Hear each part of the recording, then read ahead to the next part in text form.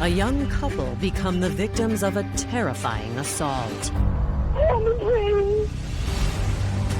This crime scene was one of the bloodiest that I've ever seen. I could see a slash across his throat. She had several lacerations to her hands as well as to her abdomen. For law enforcement, one of their biggest priorities was to figure out who would want to do this to either of them. The evidence seems to point to a jealous stalker. She had mentioned that a guy named John with dreads had followed her. He would pop up like in crazy places. But as the investigation unfolds, detectives begin to question everything about the case. This trail of blood led to the kitchen. There was 2 knives missing. How did the suspect know exactly where to go to get the knife? It did not make sense to me. The math just was not mathing. Detectives are starting to believe that John really didn't exist.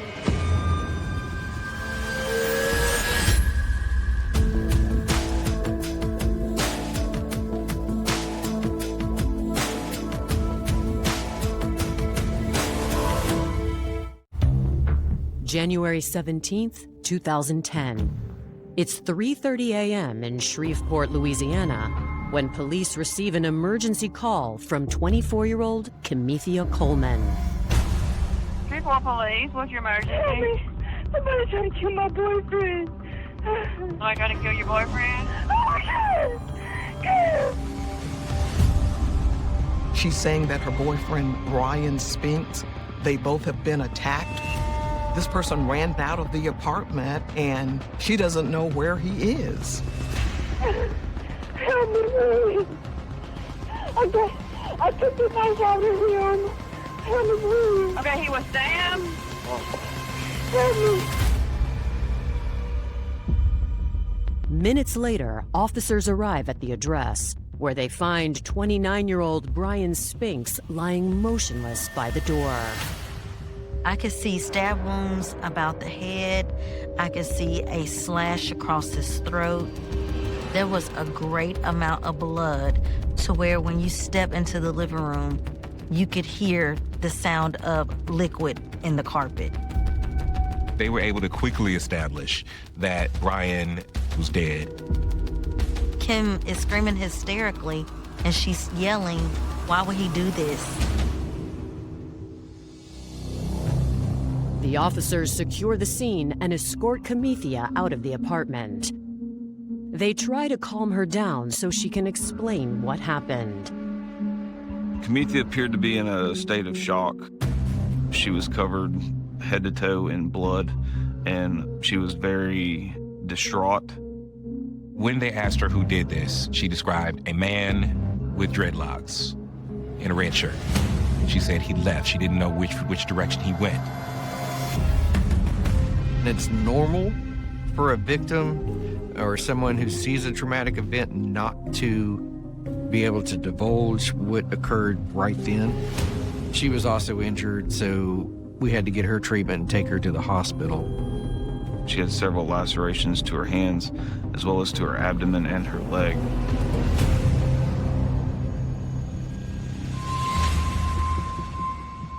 As Kimethia is transported to a hospital, homicide detectives arrive to take over the investigation. Before entering the apartment, they speak with 2 potential witnesses. The initial responding officers had located a vehicle at the apartment complex. The vehicle was stopped, and the individuals were contacted and found out to be friends of Miss Kimethia.Coleman. They were with her earlier in the day. They had arrived at the apartment to check on her when she didn't answer her phone. Whenever we interview witnesses, we want to find out anything we can, whatever they know. What type of relationship they have with the victim, what knowledge they have prior to the events that occurred. For law enforcement, one of their biggest priorities was to figure out who was Brian Spinks, who was Kimethia.Coleman, and Who would want to hurt them? Who would want to do this to either of them?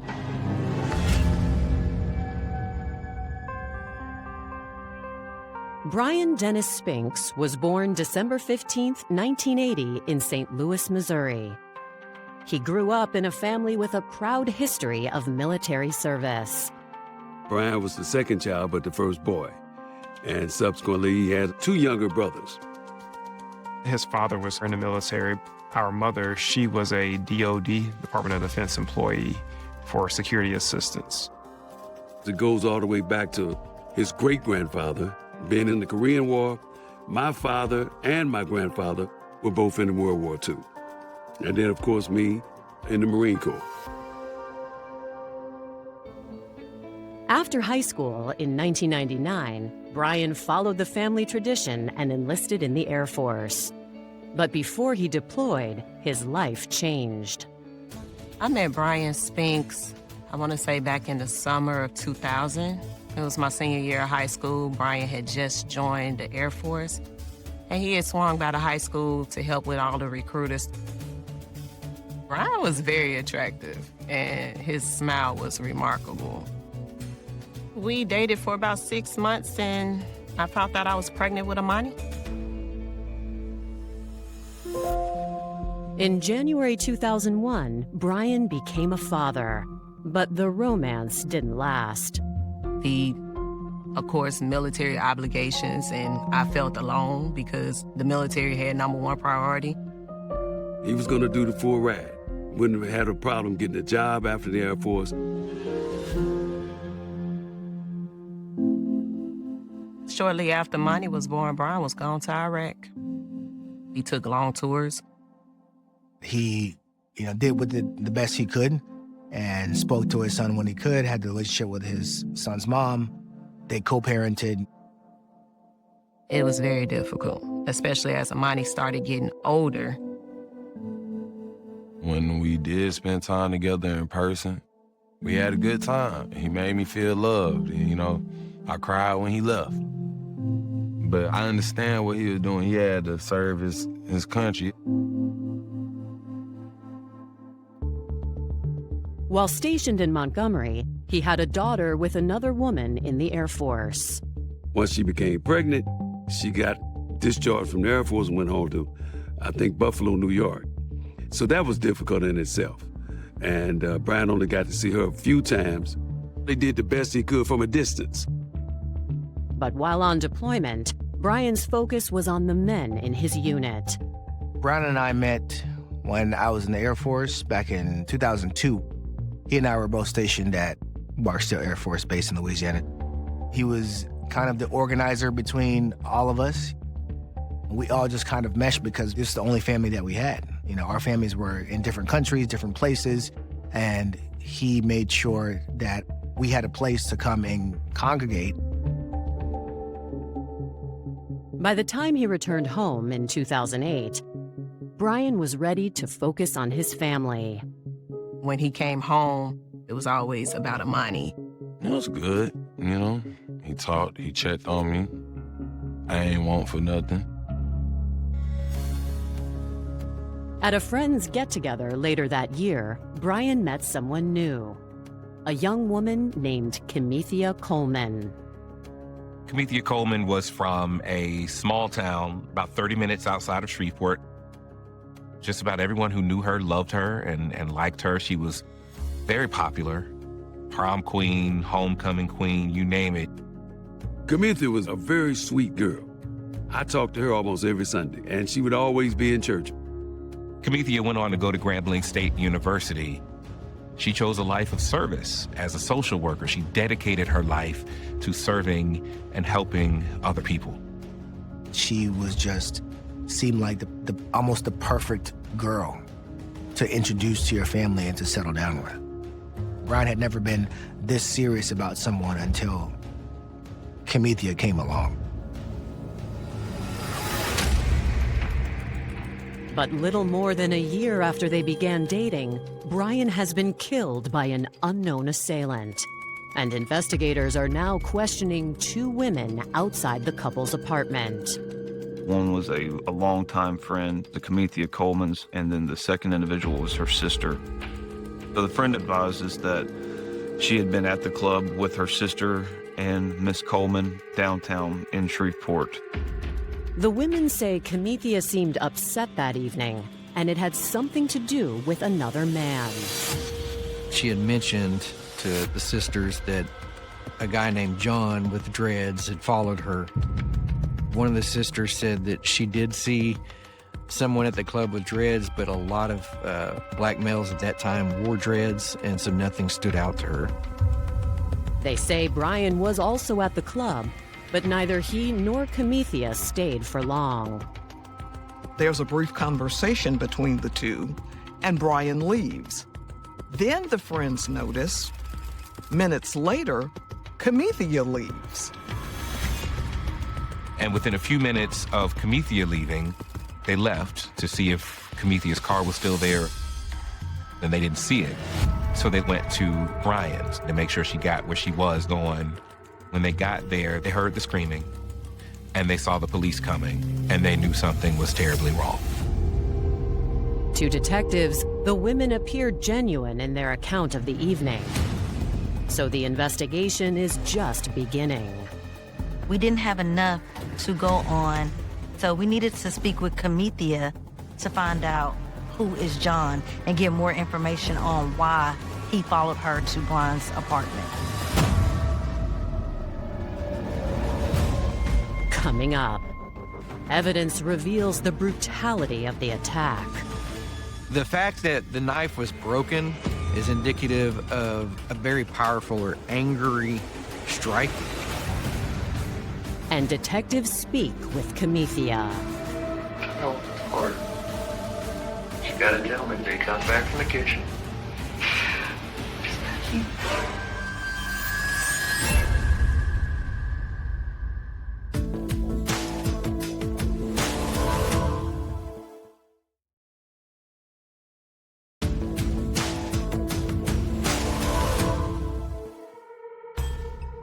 After speaking with Kimethia.Coleman's friends about the events leading up to the fatal stabbing of Brian Spinks, investigators turn their attention to the crime scene.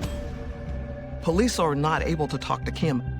Her wounds are being tended to, and they're hoping that the scene could give them the answers to this puzzle. This crime scene was one of the bloodiest that I've ever seen. They observed what they thought to be at least 30 wounds to Brian. The cut from his neck, which almost had decapitated Brian, was what the lethal blow was.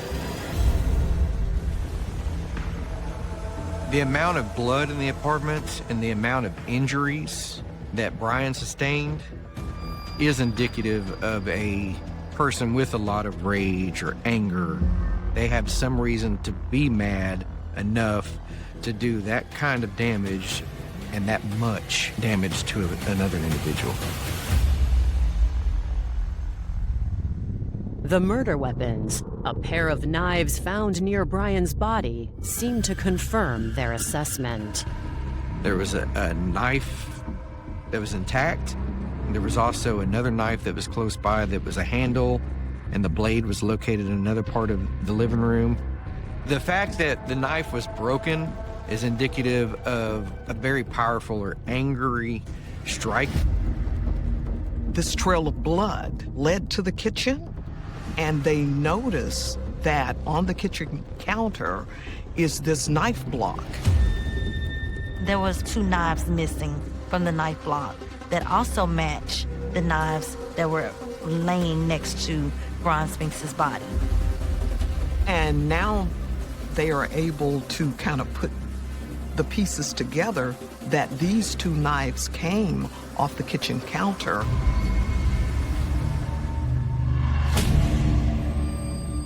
We did search the front door to see any type of jarring or kick marks or pry marks or anything, and none were located.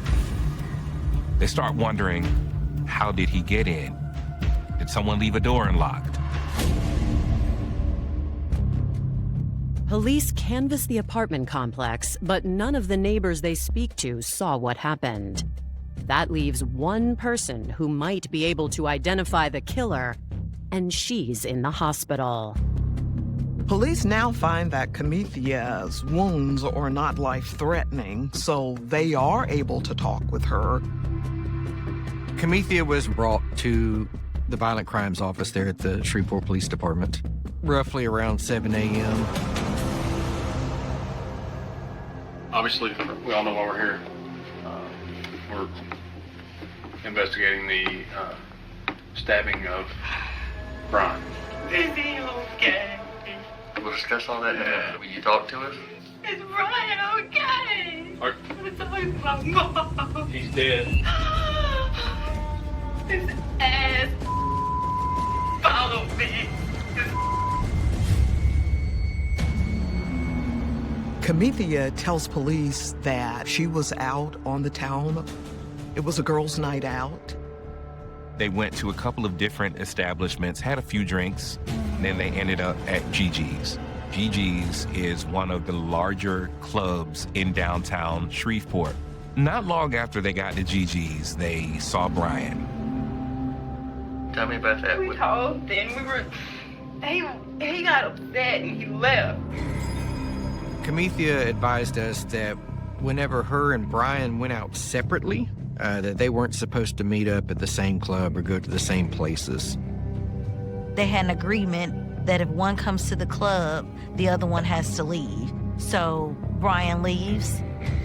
She said that she decided to go back to Brian's apartment to make sure that everything was cool.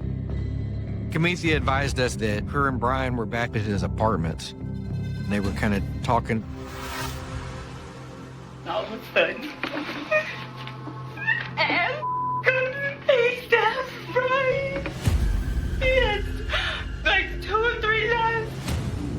And all I do, I know I hit him a couple of times. She said she tried to jump on him, and he pushed her back. After he finished stabbing Brian, he just gets up and runs off. You keep saying ass. Who is the ass? Kimethia explains that John was a man she dated casually in the past, and he seemed to have gotten the wrong idea. I mean, I told him there would never be anything because I was with him. I was crying. And I mean, after a couple of months, he got the picture, but then he showed back up. He would pop up like in crazy places. Kimethia stated she saw him at the library. She also saw him near her apartment and later saw him at the club with her friends.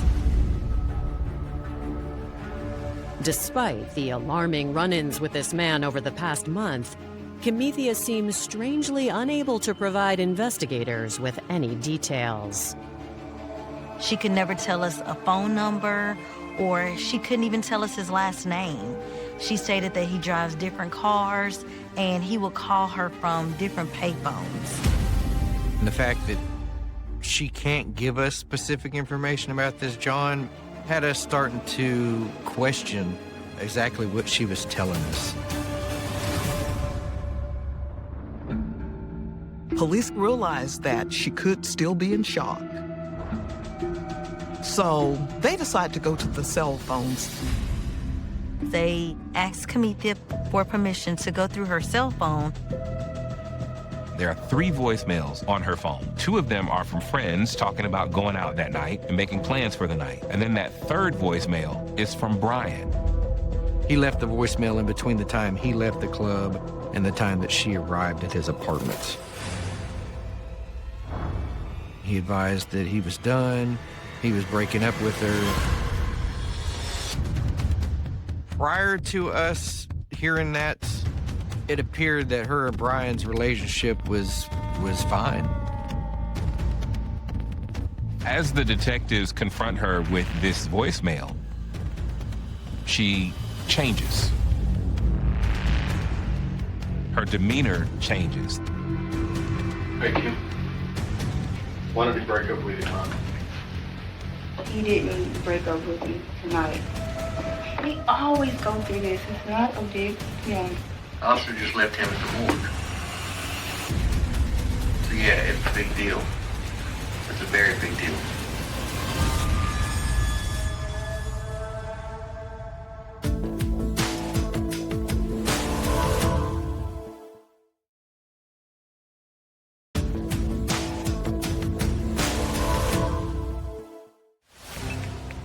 "4 hours after Brian Spinks was found stabbed to death in his apartment.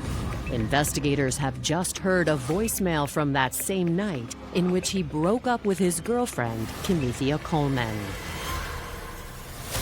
The new information has them questioning if her story of a violent home invasion by a jealous stalker is true. At that point, she asks to speak to Detective Farquhar alone. They had developed a bit of a rapport, and she trusted him in a way that she hadn't developed trust with the other detectives. We step outside into a little room to where we can still watch Kimethia and Detective Farquhar in their interview, but Kimethia can't see us. I was hoping that she would finally confide in me exactly what happened. What did you say tonight, girl? Don't be embarrassed, okay? It's just me. They're out of here. At that point, she started telling me that Brian had, in the past as well as that night, has hit her and abused her, but she felt that she deserved it, and so she didn't say anything to anyone. Kimethia stated that they argued in Brian's apartment, that he'd been drinking, he was drunk, and she stated that he grabbed her by the hand, causing a minor bruise, and then Brian grabbed her throat, strangling her. She said she pushed him off, and that's when he went into the kitchen and got a knife. No, it's harder. You gotta tell me if he comes back from the kitchen. According to Kimethia, he begins to stab her about the legs and stomach area.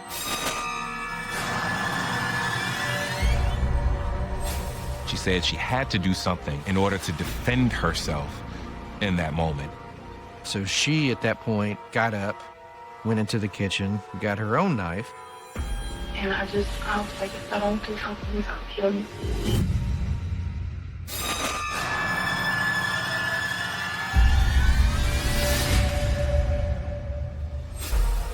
So you just kept stabbing. When did his throat get cut? But it was cut bad. The guy did follow me too.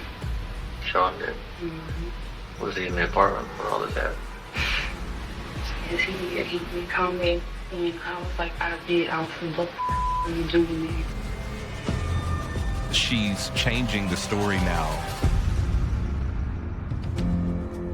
It has now gone from John breaking into the apartment and attacking Brian to John walking into the apartment as she and Brian were fighting.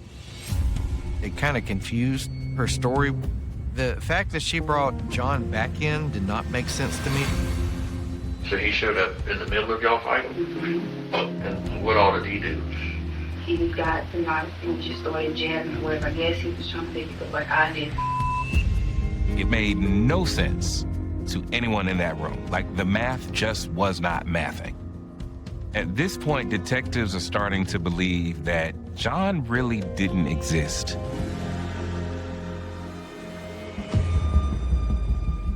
The question that the detectives asked was, why didn't you just leave? You're being attacked, you're able to get away, but instead of leaving, you grab a weapon and you come back to the fight. I was trying to defend myself. I was trying to talk to him, tell him to calm down. I'm like, okay, are you really gonna do this right now? At that point, I advised Detective Holmes and Agent Dunkel to come back in. I asked Kimethia to repeat what she had told me to them. At that point, she advised for an attorney. So the interview was concluded. Since it appears the stabbing was a crime of passion, police charge Kimethia.Coleman with manslaughter. Under Louisiana state law, they have 72 hours to gather any additional evidence. Within the 72-hour period, a detective would gather all the pertinent information to corroborate the charge or upgrade it to second-degree murder. And with that being said, they would gather more evidence, talk to more witnesses, talking to anybody that knew her or Brian Spinks and their relationship. Coming up, witnesses provide troubling new details about events leading up to the murder. She threatened to beat his ass there at the club. And medical analysis casts doubt on Kimethia's story. The coroner identified 64 stab wounds. It's hard for me to fathom this incident being self-defense.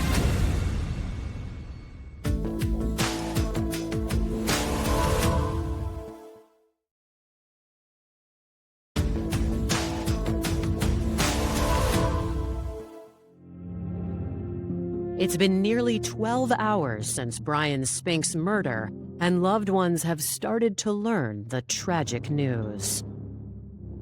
I just had randomly come in to my mom's house, and she hung up the phone and she screamed my name, and it was just something about the way she screamed it.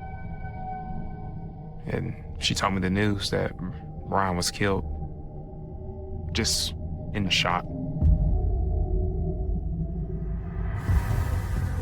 With Kimethia.Coleman in custody, detectives turn their attention to locating the alleged stalker she continues to claim murdered her boyfriend.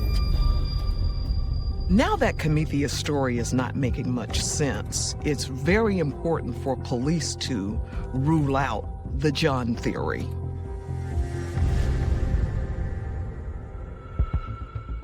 Police did locate a person that fit John's description.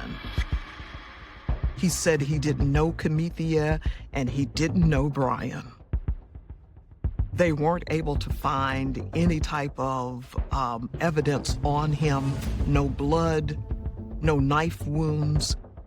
With the suspect having to be so close to the victim, it would have been nearly impossible for the person to not have some kind of evidence transfer from the victim to their person.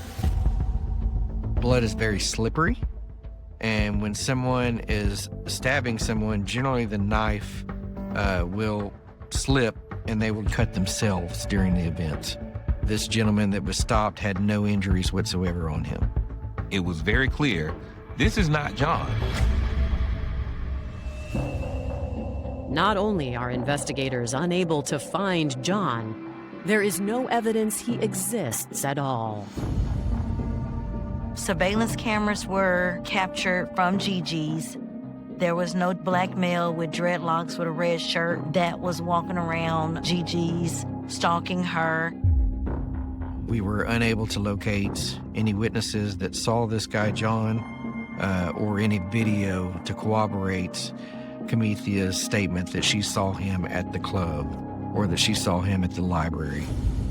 It became apparent to police that Kimethia had literally sent them on a goose chase to find another suspect that was non-existent. The discovery means there were only 2 people in the apartment when the stabbing occurred: Brian and Kimethia. She stabbed him in a rage. There was no John in the picture whatsoever. But it is better for detectives to still go a little bit further to get more evidence, talk to her family, talk to friends. I did receive a phone call from Brian's father, and he advised that Brian, within the past couple of weeks, was getting ready to part ways with Kimethia. His description to me was, "Dad, I'm being smothered." He told me, wasn't seeing any other girls, just her. But she was smothering him. And He needed some time away. She had been pressuring him about marriage, and he didn't feel like he was ready for that. She was getting up at night, going in his phone, going in his emails, searching the house, going through the drawers, looking for some type of incriminating evidence that he's dating another girl. It progressively got worse, the jealousness and the insecurities. Brian's loved ones say the tension between him and Kimethia finally reached a breaking point on the night of January 17th. Air Force OSI detectives interviewed the Brian Spinks friends who went out with him that night. They state that Brian was at Gigi's dancing with a friend, but not intimately or anything of that nature, just a friendly dance with another female. Kimethia sees Brian dancing with this female. She gets enraged and figures this must be a side piece, and they argue. She threatened to beat his ass there at the club for dancing with someone else. That night, I saw a different side of Kim that I had never seen before. I had never seen her react this way. Eventually, cooler heads prevailed, and we sat down with Kim. She said to me, she was like, Shane, I'm sorry. I love him, and, I overreacted. And so, in my mind, the night was over, and everything was fine. I had no idea what happened after that until the next morning. Through all the interviews that we did, we feel that Kimethia was jealous, and that when Brian tried to break it off with her, that it just made her lose her mind. And that if she couldn't have him, no one could.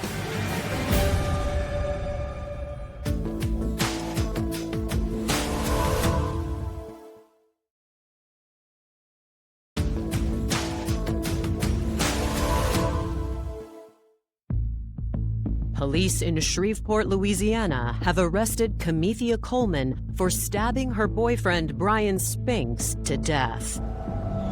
But Kimethia insists she was acting in self-defense. Being that there was accusation of abuse, we pulled up any type of police records, but there were no records between Brian Spinks or Kimethia. Investigators look to Brian's autopsy to provide definitive answers. Once the coroner got him down to the morgue and they conducted the autopsy, they identified 64 stab wounds.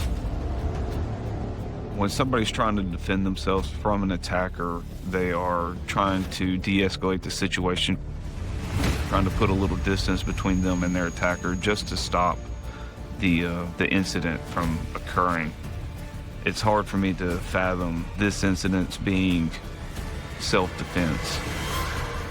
Detectives are left with, how is it that this 100-pound female was able to overtake this 5'11", muscle-bound male who's in the military? When we got the autopsy report back, it showed that his blood alcohol level was over twice the legal limit, and that he probably would not have been able to fight back. Her entire defense on the self-defense side was, he attacked me. There was no way that Brian, with the .174 blood alcohol content, attacked her, walked to the kitchen, came back, and stabbed her.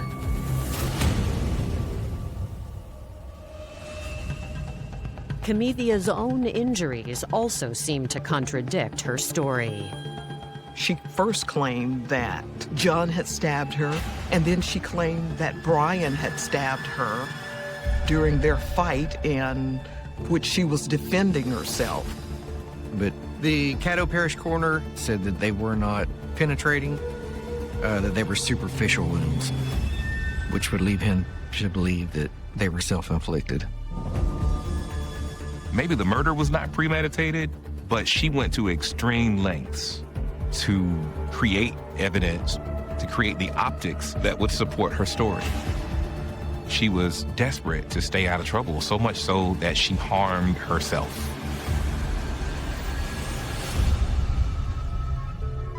On January 19th, 2010, less than 72 hours after Brian's murder, prosecutors upgrade Kimethia's charges from manslaughter to second-degree murder.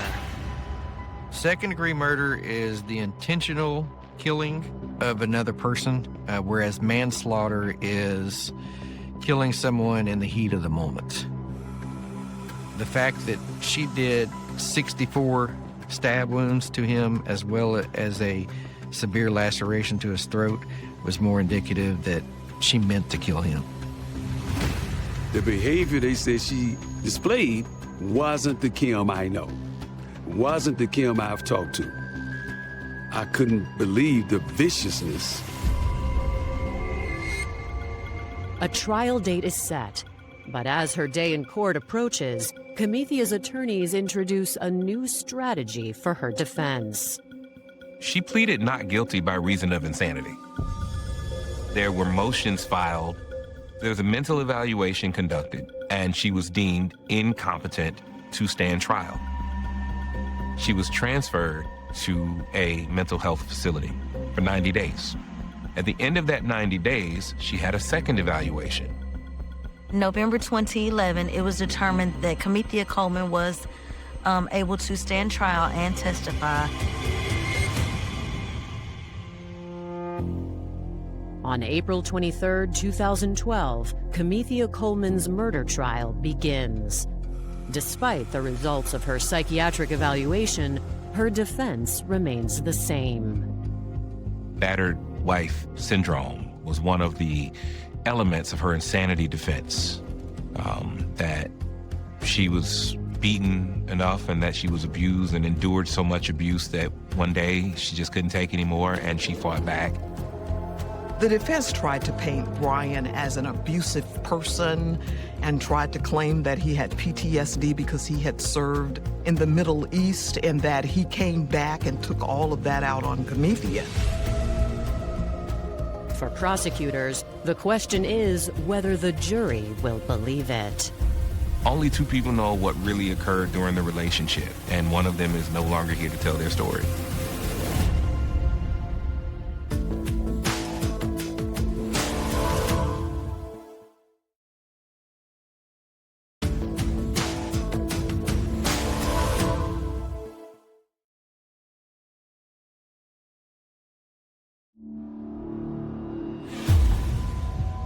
At her murder trial, Kimethia.Coleman claims the abuse she suffered at the hands of her boyfriend, Brian Spinks, drove her to commit a desperate act of self-preservation.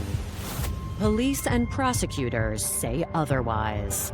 Throughout the investigation and throughout the preparation for the trial, there was just no evidence that pointed to Brian being an abusive person. She was saying that he beat on women and he beat on me. Brian wouldn't hit a fly. Kimethia.Coleman is a disturbed female who could not take no from her boyfriend, who did not want to be with her anymore. That's what made her snap.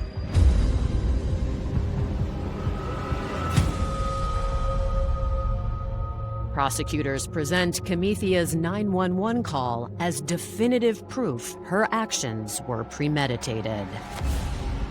I went back and listened to that phone call. You can hear Brian in the background. She gets real loud and kind of screams.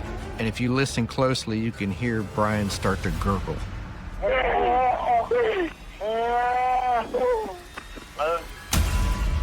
Okay, what's going on there?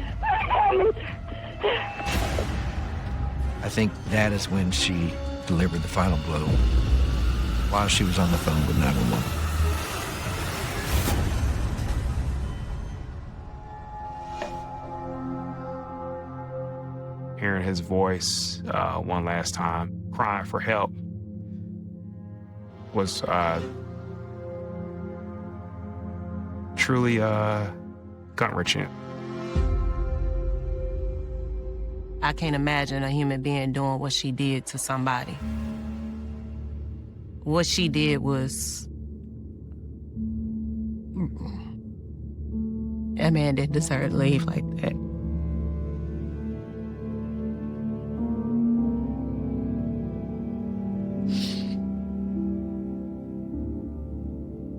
Who would have thought? A sweet young lady with a future, a loving family. Who would believe she would do such a horrendous crime? I just couldn't believe it. And she turned into another person that night, as if she was possessed. The jury in this trial deliberated 2 hours, and they came back with a unanimous guilty as charged verdict of second-degree murder. Kimethia.Coleman is sentenced to life in prison without the possibility of parole. She will not spend another day in freedom. She'll be locked up, but that still doesn't help his friends and family.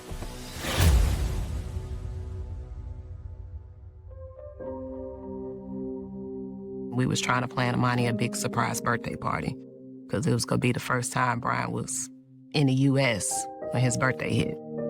She took that from me. The man that was supposed to be my guide through life, you know? Like, she took that, and I can't get that back.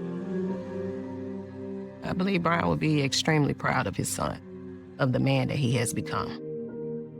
I wasn't completely stripped because I got a grandson that reminds me of every time I look at him and talk to him. His same voice. Brian still is.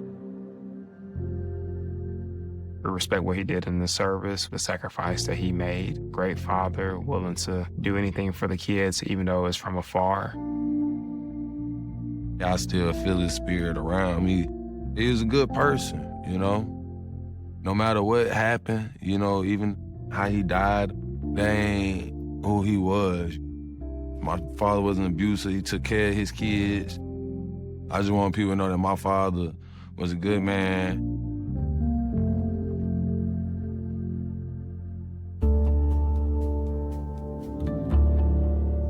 The story of Spencer Irwin is not just a tale of a life cut short, but a profound testament to the power of a mother's love and the critical necessity for diligence in the pursuit of justice.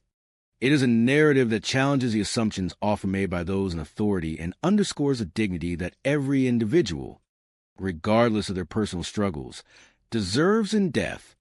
Spencer, a 30-year-old man, was found on the first day of August in the year 2024 at a loading dock in Fresno, California.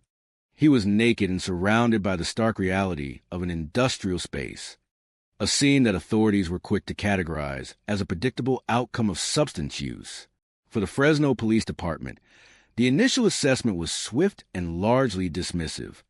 They operated under the assumption that Spencer had fallen victim to a drug overdose, a conclusion drawn without the benefit of a thorough forensic investigation. This early narrative became a barrier to the truth, casting a shadow over the circumstances of his passing, and leaving his family to grapple with a version of events that did not align with the person they knew and loved. Kelly Irwin, Spencer's mother, found herself in an unimaginable position, faced with the loss of her firstborn and the silence of the very institutions tasked with seeking justice.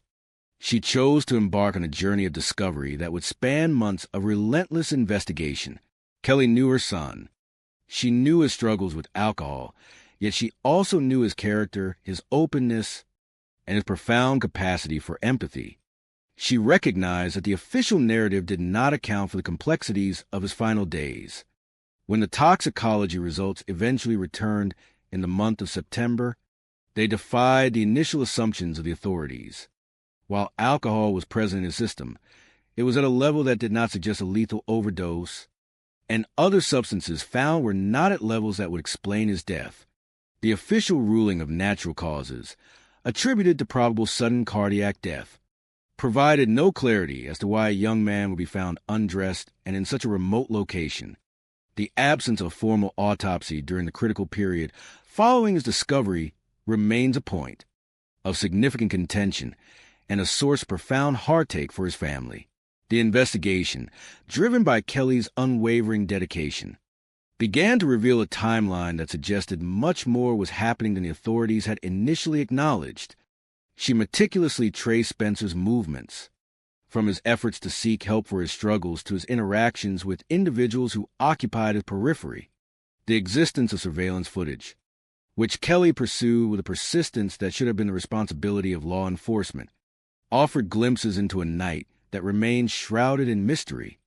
A white vehicle appearing near the scene of his discovery, the disappearance of his personal belongings, and conflicting accounts of those who had been in his proximity all painted a picture that was far more intricate than an open and shut case of natural causes. It is here that the broader cultural context of the American experience comes into play. The tragedy of Spencer's story is compounded by the way in which he was initially perceived. In the eyes of responders, his circumstances led to a dehumanization that is far too common, where an individual's worth is measured against their vulnerabilities rather than their humanity. Yet, the testimonies of those he helped, those he encountered on his own journey toward recovery, speak to a man who possessed a deep, enduring spirit of kindness. He was a person who sought to uplift others even while navigating his own turbulent path. This contrast between the official indifference and the reality of his character is a sobering reminder of the need for empathy in the administration of justice. The role of the forensic pathologist, Dr. Priya Banerjee, proved vital in analyzing the visual evidence that had been overlooked or dismissed. Her expert assessment highlighted the fundamental failures in the initial response. By examining the scene through a lens of professional scrutiny, she confirmed that the lack of a proper autopsy prevented the establishment of a clear cause of death, leaving open questions that may never be fully resolved. The line-like mark observed on Spencer's neck, the anomalous patterns in the dirt, and the total lack of logical explanation for his state of undress in the middle of a California summer. These are not mere details, but essential pieces of a puzzle that required professional and rigorous attention from the very beginning. Kelly's journey did not stop at seeking answers for her son. It evolved into a mission to ensure that no other family would have to endure the same lack of transparency. She engaged with the system, challenged its conclusions, and forced a conversation that many sought to avoid. Her persistence eventually led to a more active investigation, bringing renewed focus to the individuals who were present in Spencer's life during his final days, such as the person known as Angel and the neighbor who had been a source of conflict. These leads, now being pursued with the seriousness they deserve, represent a glimmer of hope that the truth, however difficult, may eventually come to light. In reflecting on the broader implications of Spencer Irwin's story, one is reminded of the fragile balance between institutional procedure and the human need for truth. The American landscape is built on the belief in accountability and the sanctity of the individual. Life, when those values are compromised, it is often the efforts of citizens, mothers, fathers, friends, who stand in the gap, refusing to let a story conclude with an incomplete and unsatisfying answer. The legacy of Spencer Irwin is one that resonates with the resilience of the human spirit. It is a call to recognize the humanity in every individual, to demand excellence from those who serve the public trust, and to never underestimate the power of a single voice fighting for the truth. The road ahead remains uncertain, but the path charted by Kelly Irwin serves as a guide for those who find themselves in similar, heart-wrenching circumstances. It is a lesson in the importance of documentation, the value of independent inquiry, and the necessity of holding systems accountable. As the investigation into Spencer's death continues, the community at large is reminded that justice is not merely an outcome to be achieved, but a process that must be honored every single day. Through the pain of loss, a movement of awareness and advocacy has emerged, one that seeks to ensure that the memory of Spencer Irwin is defined not by how he was treated in his final moments, but by the love he shared and the lasting impact he had on those whose lives he touched. The pursuit of justice for Spencer is a collective effort, a testament to the belief that even in the face of immense adversity, the truth has a way of asserting itself if we are persistent enough to seek it, diligent enough to document it, and courageous enough to demand that it be told with the honesty and dignity that every soul deserves. The story of Spencer Irwin is, ultimately, a call to action for every community to look closer, listen harder, and treat every life with the profound respect that it is inherently owed, ensuring that we do not let our own biases cloud the reality of the events that shape our neighbors, our friends, and our loved ones. In the final estimation, the search for what happened to Spencer is an embodiment of the American promise that no individual is ever truly forgotten and that the truth, no matter how long it takes to surface, remains the highest form of honor we can pay to those we have lost. The disappearance of Christopher Cole Thomas, known to those who love him as Cole, serves as a haunting reminder of how quickly an ordinary life can vanish into the shadows, leaving behind a wake of unanswered questions and an agonizing silence that refuses to be filled. It is just after 3 a.m. on Black Friday in the year 2016, a time when the world typically turns toward the promises of holiday commerce. But in the quiet, tight-knit town of Benson, North Carolina, the streets are eerily still. In the parking lot of the local police department, 2 men, Julian Valles Jr. and Jeremy Carpenter, emerge from the night. They are not frantic or crying out in distress. They simply need assistance. They tell the officers that they have been traveling from Minnesota, returning from a Thanksgiving visit with family, but they claim they have misplaced their vehicle keys. Their story, however, carries a jagged edge. They report that their third companion, 22-year-old Cole Thomas, had been driving their vehicle when he suddenly grew paranoid, demanded they stop the car, and bolted into the darkness of the night, disappearing completely. Cole, a young man from Florida who had traveled north for a temporary construction contract, was a stranger to this small North Carolina community. His parents, Chris and Kathy, were completely unaware that their son had even left the state. They had exchanged text messages on Thanksgiving, a simple expression of love and holiday warmth, with no inkling of a cross-country journey. The revelation that their son, an academically gifted former salutatorian with aspirations toward medicine, had vanished in an unfamiliar place was a shock that threatened to shatter their world. As the investigation began, the narrative provided by his companions began to fray. Through the tireless work of investigators and the relentless dedication of a family refusing to give up, the truth began to emerge from beneath layers of deception. It was revealed that the trip to North Carolina was not a simple holiday trek, but a clandestine journey to secure narcotics. The initial stories of Cole simply running off were revealed to be convenient fictions intended to obscure a much more dangerous reality, the investigation, which spanned years and involved the meticulous analysis of hours of surveillance footage and complex digital breadcrumbs, paints a tragic portrait of a young man caught in a situation far beyond his understanding. Surveillance captures moments that directly contradict the accounts given by his traveling companions, showing that Cole did not walk off into the void alone as initially claimed. Instead, the movements of those involved, tracked through cellular data and eyewitness accounts, suggest a night of escalating tension, failed plans, and the interference of individuals who held the keys to his location. Despite the weight of evidence, despite the persistent efforts of law enforcement, and a private investigator who navigated threats to reach the truth, the core of the mystery remains guarded by those who know. The impact of this loss ripples through the lives of the Thomas family, whose resilience and unwavering pursuit of justice embody the spirit of community that refuses to leave a member behind. They have transformed their grief into a mission, refusing to let Cole become merely a footnote in a cold case file.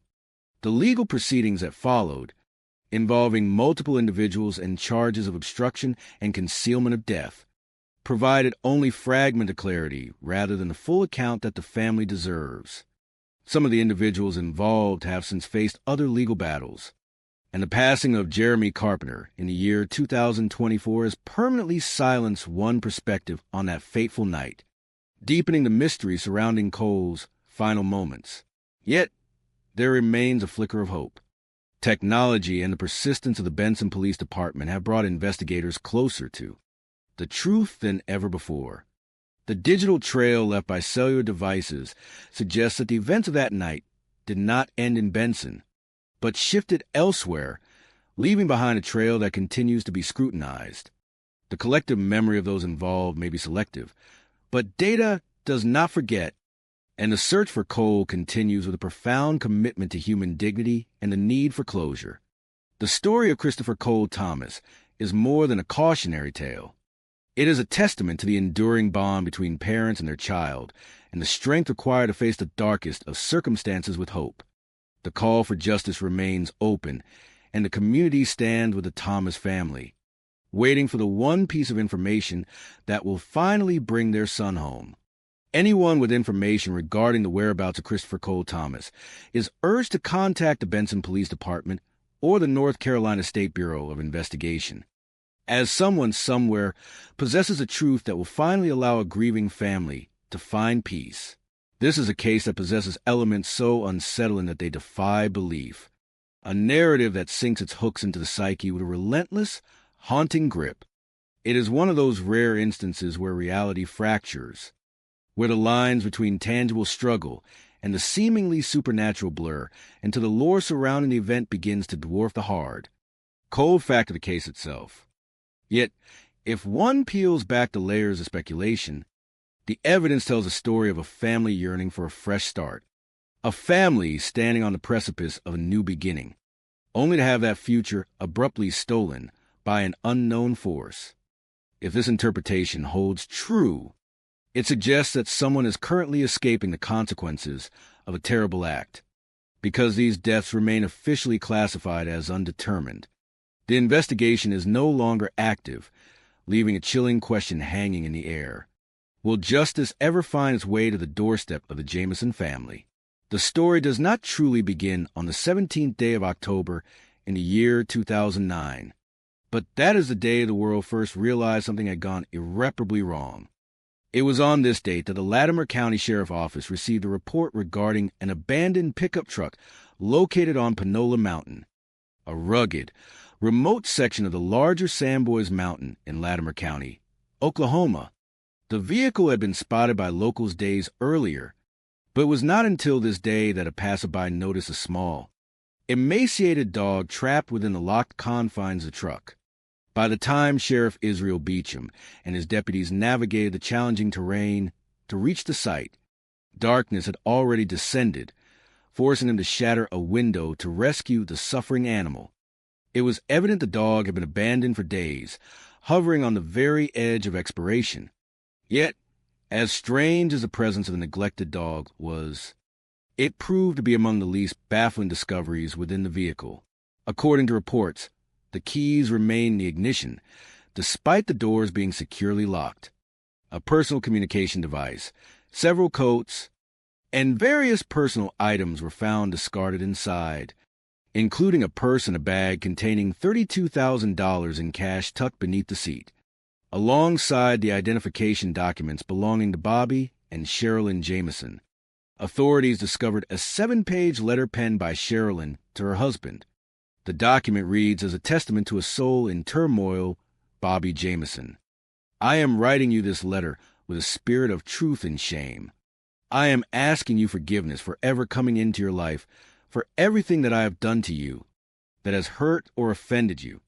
I also ask that you forgive me for the things that I have done to you that has offended God and the Holy Spirit.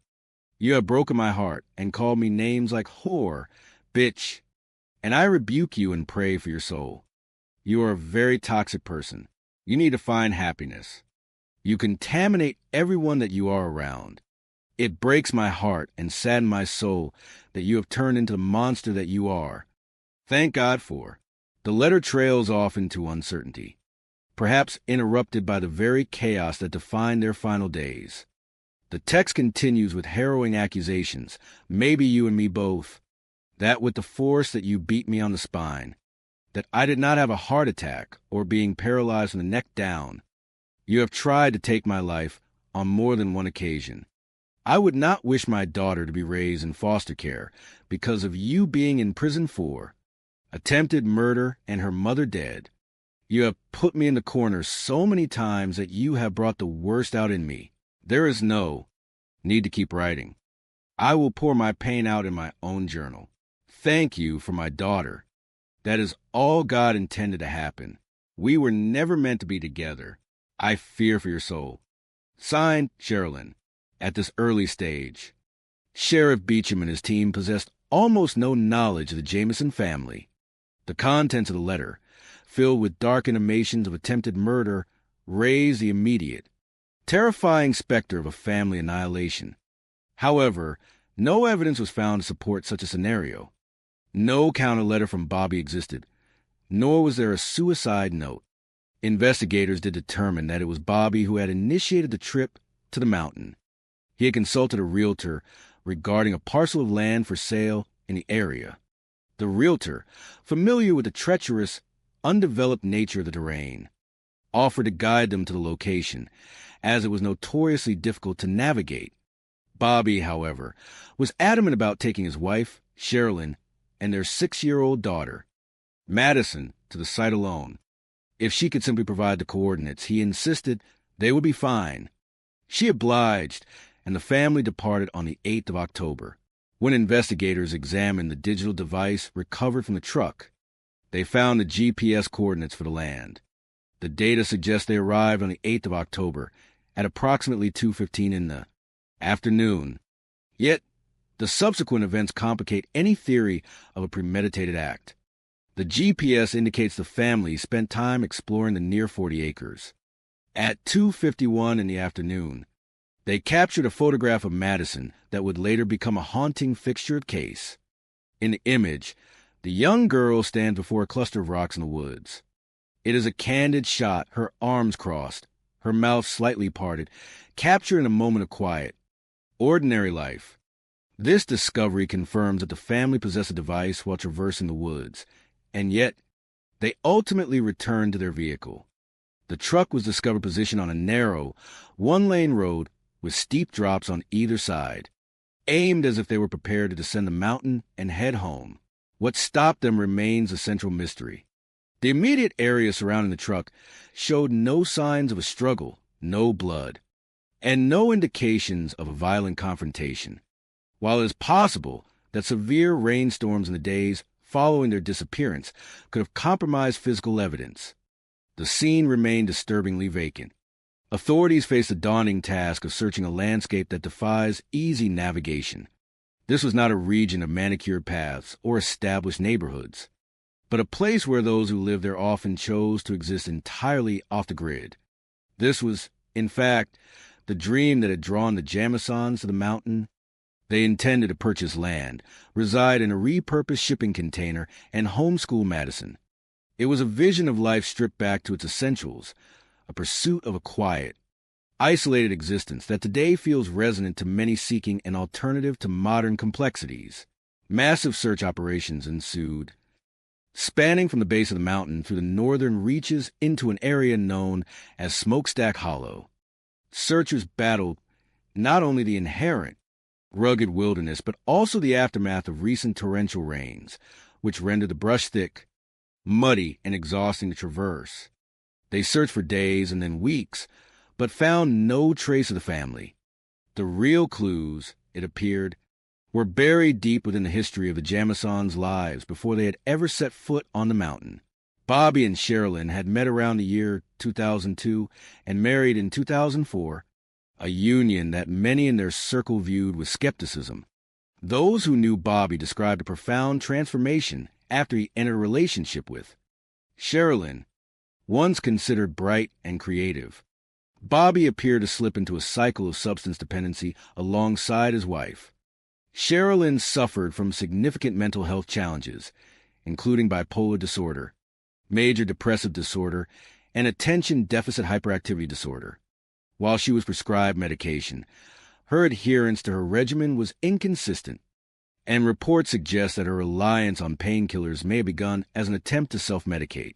In 2003, Bobby sustained a severe back injury in a vehicle accident, leading him to manage his chronic pain with pharmaceutical intervention, a path that soon spiraled into addiction. As their ability to maintain steady employment diminished, their financial situation became increasingly precarious. Their residence in Eufaula, Oklahoma, became a heavy burden, adding immense pressure to a relationship already frayed by instability. The couple seemingly turned to legal action to mitigate their financial distress. Bobby initiated litigation against the parties involved in his earlier accident, a case resolved in 2007. Furthermore, records reveal that both Bobby and Sherilyn acted as plaintiffs in a series of civil suits. Sheriff Beecham noted that shortly before their disappearance, the couple had been planning a legal challenge against the Eufaula School District, the specifics of which remain unverified by those closest to the situation. Perhaps the most compelling legal battle involved Bobby suing his own father, Bob Jameson. The dispute, initiated in 2008, centered on a gas station owned by the elder Jameson. Bobby claimed he had labored at the station without compensation, relying on his father's verbal assurance of an ownership stake. The situation devolved rapidly. Bobby's uncle, Jack, recounted that Bob Jameson had expressed deep concern regarding Sherilyn, whom he characterized as dangerous, a sentiment he underscored with stories of her threatening others with a firearm. Conversely, others reported that Sherilyn claimed Bob was involved in organized crime. During this escalating legal conflict, Bobby obtained protective order against his father in May of 2009, alleging two separate incidents in which his father had attempted to take his life. The months leading to October 2009 were marked by further decline. Sherilyn had ceased taking her prescribed medication, and the consequences were severe. Her son from a previous marriage alleged that she had become physically abusive, resulting in his removal from her care in August. In September, Sherilyn was hospitalized following a suicide attempt. During that same month, the shipping container intended for their new life at the lake house became a canvas for a fracturing psyche. She covered it in spray-painted messages referencing the death of cats and ominous warnings about witchcraft. While friends suggested these actions were desperate attempts to intimidate neighbors she believed were responsible for her pet's death, the family's environment had undeniably darkened. Inside their home, investigators discovered literature fixated on death and the apocalyptic end of the world. They had begun attending a Seventh-day Adventist church. Yet their engagement was tinged with a preoccupation with the supernatural. They reached out to their pastor, expressing alarm that Madison was communicating with the spirits of two children and Sherilyn's sister, Marla, who had passed away years prior. Bobby sought advice on obtaining specialized ammunition to eradicate demons and studied texts on occult practices. Friends who visited their home during this period described an overwhelming sense of heaviness that caused physical illness, with one witness claiming to have observed a gray mist manifesting in the living room. On the morning of October 8th, the day of their disappearance, Bobby contacted the realtor, Peggy, around 8 in the morning. Their conversation lasted 2 hours, during which Bobby spoke with apparent lucidity about his plans to homeschool Madison and his readiness for an off-grid lifestyle. The call concluded at 10 in the morning. At 10:30, surveillance footage from their home captured the family loading their truck, yet the footage is eerily devoid of clear purpose. They are seen walking back and forth, often with empty hands, in a repetitive fashion that some have interpreted as a trance-like state, though the poor quality of the footage and the lack of full time-stamp recordings make definitive conclusions impossible. After 30 minutes of this behavior, they departed for the hour-long drive to the mountain. They made stops at other properties before reaching the mountain, where they encountered a local named Dan Clemens, who lived just a quarter mile from where their truck would eventually be found. Clemens stated he spoke with them for 45 minutes before they headed to the land, and he suggested they return to see him afterward, an invitation they never accepted. They arrived at the 40-acre property at 2:15, and the photograph of Madison was taken at 2:51. After that moment, the family vanished. The bag that Sherilyn was observed carrying in surveillance footage was never located. Sheriff Beecham suggested it might have contained money, perhaps part of the settlement Bobby received after his accident. The fact that $32,000 remained untouched in the vehicle argues against a robbery or a motive driven by theft, as a criminal would be unlikely to overlook such a significant sum. Theories regarding the family's fate have ranged from a tragic murder-suicide enacted by a mentally unstable mother to the possibility of a random encounter with individuals engaged in illicit activity on the mountain. However, the discovery of their remains 4 years later, on November 16th, 2013, shifted the narrative. A hunter named Tim Graham discovered skull while scouting for deer, approximately 50 yards from a gravel road. Further search efforts revealed the remains of the entire family within 2.6 miles of there. Abandoned truck. The location was so remote and the terrain so challenging that many experts, including law enforcement, doubt the family could have reached the site on their own, especially given Bobby's chronic back pain and the difficulty of hiking with a child. This discovery effectively dismantled the suicide theory, as the lack of a weapon and the circumstances of their final resting place suggest that foul play was almost certainly involved. Who could have known they would be on that mountain on that specific day? The list of people aware of their plans was brief, consisting primarily of a realtor and Dan Clemens, while the authorities investigated those with personal connections. Including Bobby's father and a former roommate, all were cleared. Dan Clemens, whose statements about his interactions with the family have been questioned, remains a figure of intense speculation. Reports emerged years later regarding an individual of the same name who had been involved in a separate homicide case in another state, though the connection remains a subject of debate rather than confirmed fact. The case of the Jamison family remains trapped in a legal and investigative limbo because the medical examiner could not determine a cause of death. The files have been relegated to the status of a cold missing persons investigation rather than an active homicide. This lack of classification means that the truth behind what happened to Bobby, Sherilyn, and little Madison continues to elude those who seek justice. It is a story of a dream for a simpler, independent life that ended in an inscrutable mystery. A reminder that sometimes the most profound tragedies leave behind more questions than answers. The wilderness of Oklahoma holds the secrets of that autumn day, and unless new evidence emerges, those secrets may never be fully brought into the light. Is there any specific aspect of the investigation or the historical timeline of the Jamison case that you would like me to examine further? The following report chronicles a chilling chapter in American criminal history, a narrative that begins amidst the serene, majestic peaks of the Montana wilderness and concludes with a landmark shift in how law enforcement investigates the darkest corners of a human psyche. It is a story of profound grief, the resilience of a mother's spirit, and the birth of criminal profiling as a vital tool for justice. This is the account of the disappearance of Susie Yeager and the subsequent investigation that unmasked a predator hiding in plain sight. It was the summer of 1973. The Yeager family, hailing from Michigan, had embarked on a month-long excursion to the vast, breathtaking landscapes of Montana. The family dynamic was structured and purposeful. The 4 youngest children slept in a single tent, while their eldest son, Dan, occupied the family van. The parents, Bill and Marietta, resided in their own camper, and the grandparents had their own separate sleeping quarters. It was a classic American family adventure, framed by the rugged beauty of the West. On the morning of June 25th, 12-year-old Heidi Yeager awoke to an inexplicable breeze on the back of her head. In the quiet darkness of the mountain air, she quickly realized something was profoundly wrong.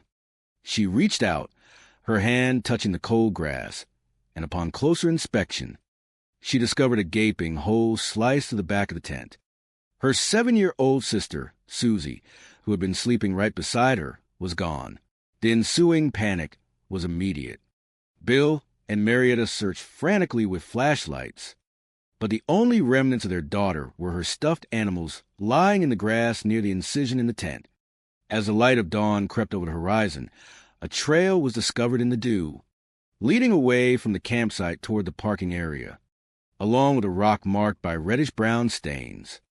The Gallatin County Sheriff's Office and the Federal Bureau of Investigation, led by Special Agent Pete Dunbar, descended upon the campground. Every camper was questioned, and a volunteer search party was organized, yet Susie remained elusive. During the search, the Yeager family learned of another tragedy from 5 years prior. In May of 1968, 12-year-old Michael Rainey had been stabbed in his tent at the very same state park. The case had never been solved. This revelation heightened the urgency of the investigation, as the authorities began to consider the terrifying possibility of a serial predator targeting young campers. As the days turned into weeks, the investigation broadened. Federal agents expanded their search to local rivers, landfills, and nearby towns, conducting door-to-door inquiries and polygraph examinations of local individuals. In late June, a man claiming to be the kidnapper contacted the Denver field office of the Federal Bureau of Investigation, demanding a ransom of $25,000. The caller provided no instructions for payment and subsequently vanished. A week later, the caller contacted the home of Gallatin County Deputy Ron Brown, escalating the ransom demand to $50,000. This caller displayed intimate knowledge of Susie, noting a slight deformity on her index fingers, a detail never released to the press. Despite the family's frantic efforts to raise the ransom money with the help of anonymous donors, the kidnapper failed to provide a viable method for the exchange. As the summer waned, the Yeager family was forced to return to Michigan, their hearts shattered, leaving behind their youngest child in the vast, unforgiving wilderness of Montana. In February of 1974, another disappearance shook the community of Manhattan, Montana. 19-year-old Sandy Dickman, a local waitress, had vanished. Her vehicle was discovered hidden inside an abandoned barn on an old, derelict ranch. A subsequent search of the property revealed a sight of pure horror: melted candle wax, a bloodied whip, and, most crucially, a burn pile containing over 1,000 bone fragments. Pathologists confirmed that the remains belonged to both Sandy Dickman and a child between the ages of 5 and 8. The long-suspected connection between the two cases had been tragically confirmed. The focus shifted to David Meyerhofer, a 20-something-year-old local carpenter, a former Boy Scout and Marine who had served in Vietnam. Meyerhofer was known to the community and had frequently inserted himself into the investigation, asking questions and even providing items he claimed to have found. While he had initially passed polygraph examinations, the investigators, influenced by a new psychological profiling technique being developed at Quantico, began to see a pattern. The profile described an intelligent, loner male with military experience, who would seek to insert himself into the investigation as a form of manipulation. The psychological profile proved eerily accurate. When authorities eventually secured a warrant to search Meyerhofer's property, they discovered a cache of chilling evidence: blood-stained sheets, a little girl's blouse, a tube of lipstick, and, perhaps most damning, a list labeled Things to Do Today, which included detailed notes on accessing various youth camps. The investigation finally reached its climax when investigators returned to Meyerhofer's freezer and discovered a package containing the severed hand of Sandy Dickman. Confronted with the overwhelming evidence, Meyerhofer confessed. He detailed the abduction and murder of Susie Yeager, as well as the murder of Sandy Dickman. In a shocking addition, he admitted to the 1,968 killing of Michael Rainey and the 1,967 death of a teenager named Bernie Pullman, a case that had previously been dismissed as a tragic accident The tragedy of this case serves as a somber reminder of the vulnerabilities that exist even in the most idyllic settings. It highlights the dedication of law enforcement and the revolutionary impact that criminal profiling has had on the pursuit of justice in the United States.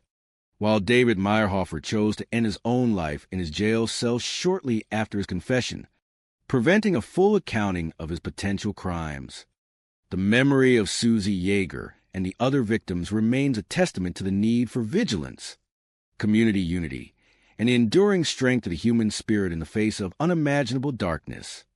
Marietta Yeager, in her profound grief, ultimately chose a path of advocacy and forgiveness, a decision that speaks to the resilience and grace of a mother who, despite losing her child to a monster, refused to let hate define her legacy, the spouse. So Lana would know, if Steve is gone, I get everything.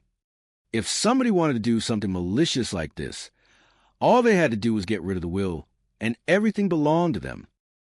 The family tried to move on without Steve in their lives. Hello. I mean, I miss a lot about Steve, but I miss his voice. I miss hearing his voice. This is my way of, getting away from the emotional stuff. I think what I miss about Steve is his over-the-top personality, this big, boisterous, gregarious character that entered the room and just took over everything. Steve was an amazing person. It has been difficult not having him around. The thing I miss the most about Steve is his laughter and his ability to light up a room. Stephen was stolen from everyone who loved him. As requested, here is the full narrative of the story rewritten in its original English, maintaining the flow and tone as a professional novelist's work, while strictly adhering to all formatting and content constraints. This is the story of a successful and generous businessman, a man who greeted the world with a familiar triple refrain of hello, hello, hello. His life took an unexpected turn when he met a nurse with a heart as big as his own. She struck everyone as being very quiet, but also very sweet and very nice. He fell head over heels, unable to hide the deep feelings he held for her. He was very much in love, but when a mysterious sickness began to consume their marriage, those around them knew that something was terribly wrong. Money is no protection against a dark fate, and this was not a natural death. The story begins on March 10, 2007 in Miami. It was a big day for bride Rosemary Clayton and her family, for she was finally marrying her love, William Leslie. Her oldest brother, 52-year-old Steve Clayton, stood proudly to walk her down the aisle. 11 months prior to the wedding, they had lost their father, and Rosemary had asked her brother to step in. Of course, there were many tears. She could not imagine anybody else standing in place for her father. When the question was asked as to who would give this woman to be married to this man, Steve answered, "I do in the memory of my father." It was a sentimental and heavy moment to be gathered for something so special where their father was not present. With their father passing, Steve became the head of the family. Though he never had children of his own, he was always a father figure to his siblings. When his father and mother were married, Steve was only about 2 or 3 years old. He had 4 sisters, and Rosemary was the youngest. He was 10 years older than her, so there was never a moment when Steve was not in her life. Steve was her big brother and her hero. He was everything a little girl would want in a brother. He played football, he wrestled in high school, and that made him larger than life. After high school, Steve graduated from college with a degree in finance and quickly matured into a shrewd businessman. Steve and a partner started a company called Physical Therapy Resources, which eventually became a national company with centers all over the country. Steve and Rosemary met at work. He was in the hospital, and she was in the same hospital, and that was how they became friends. He was very successful and eventually sold his interest in his business.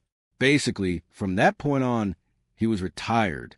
His goal was to retire at the age of 40, and he missed it by only 1 year, retiring when he was 41. Selling his business freed Steve to do whatever he wanted, and what he wanted to do was give back. He would mentor a large group of young men, helping them start businesses or find the right direction for their lives.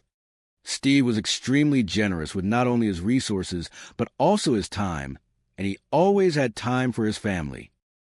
Rosemary captured moment on film as Steve teased their Uncle Max. It was special.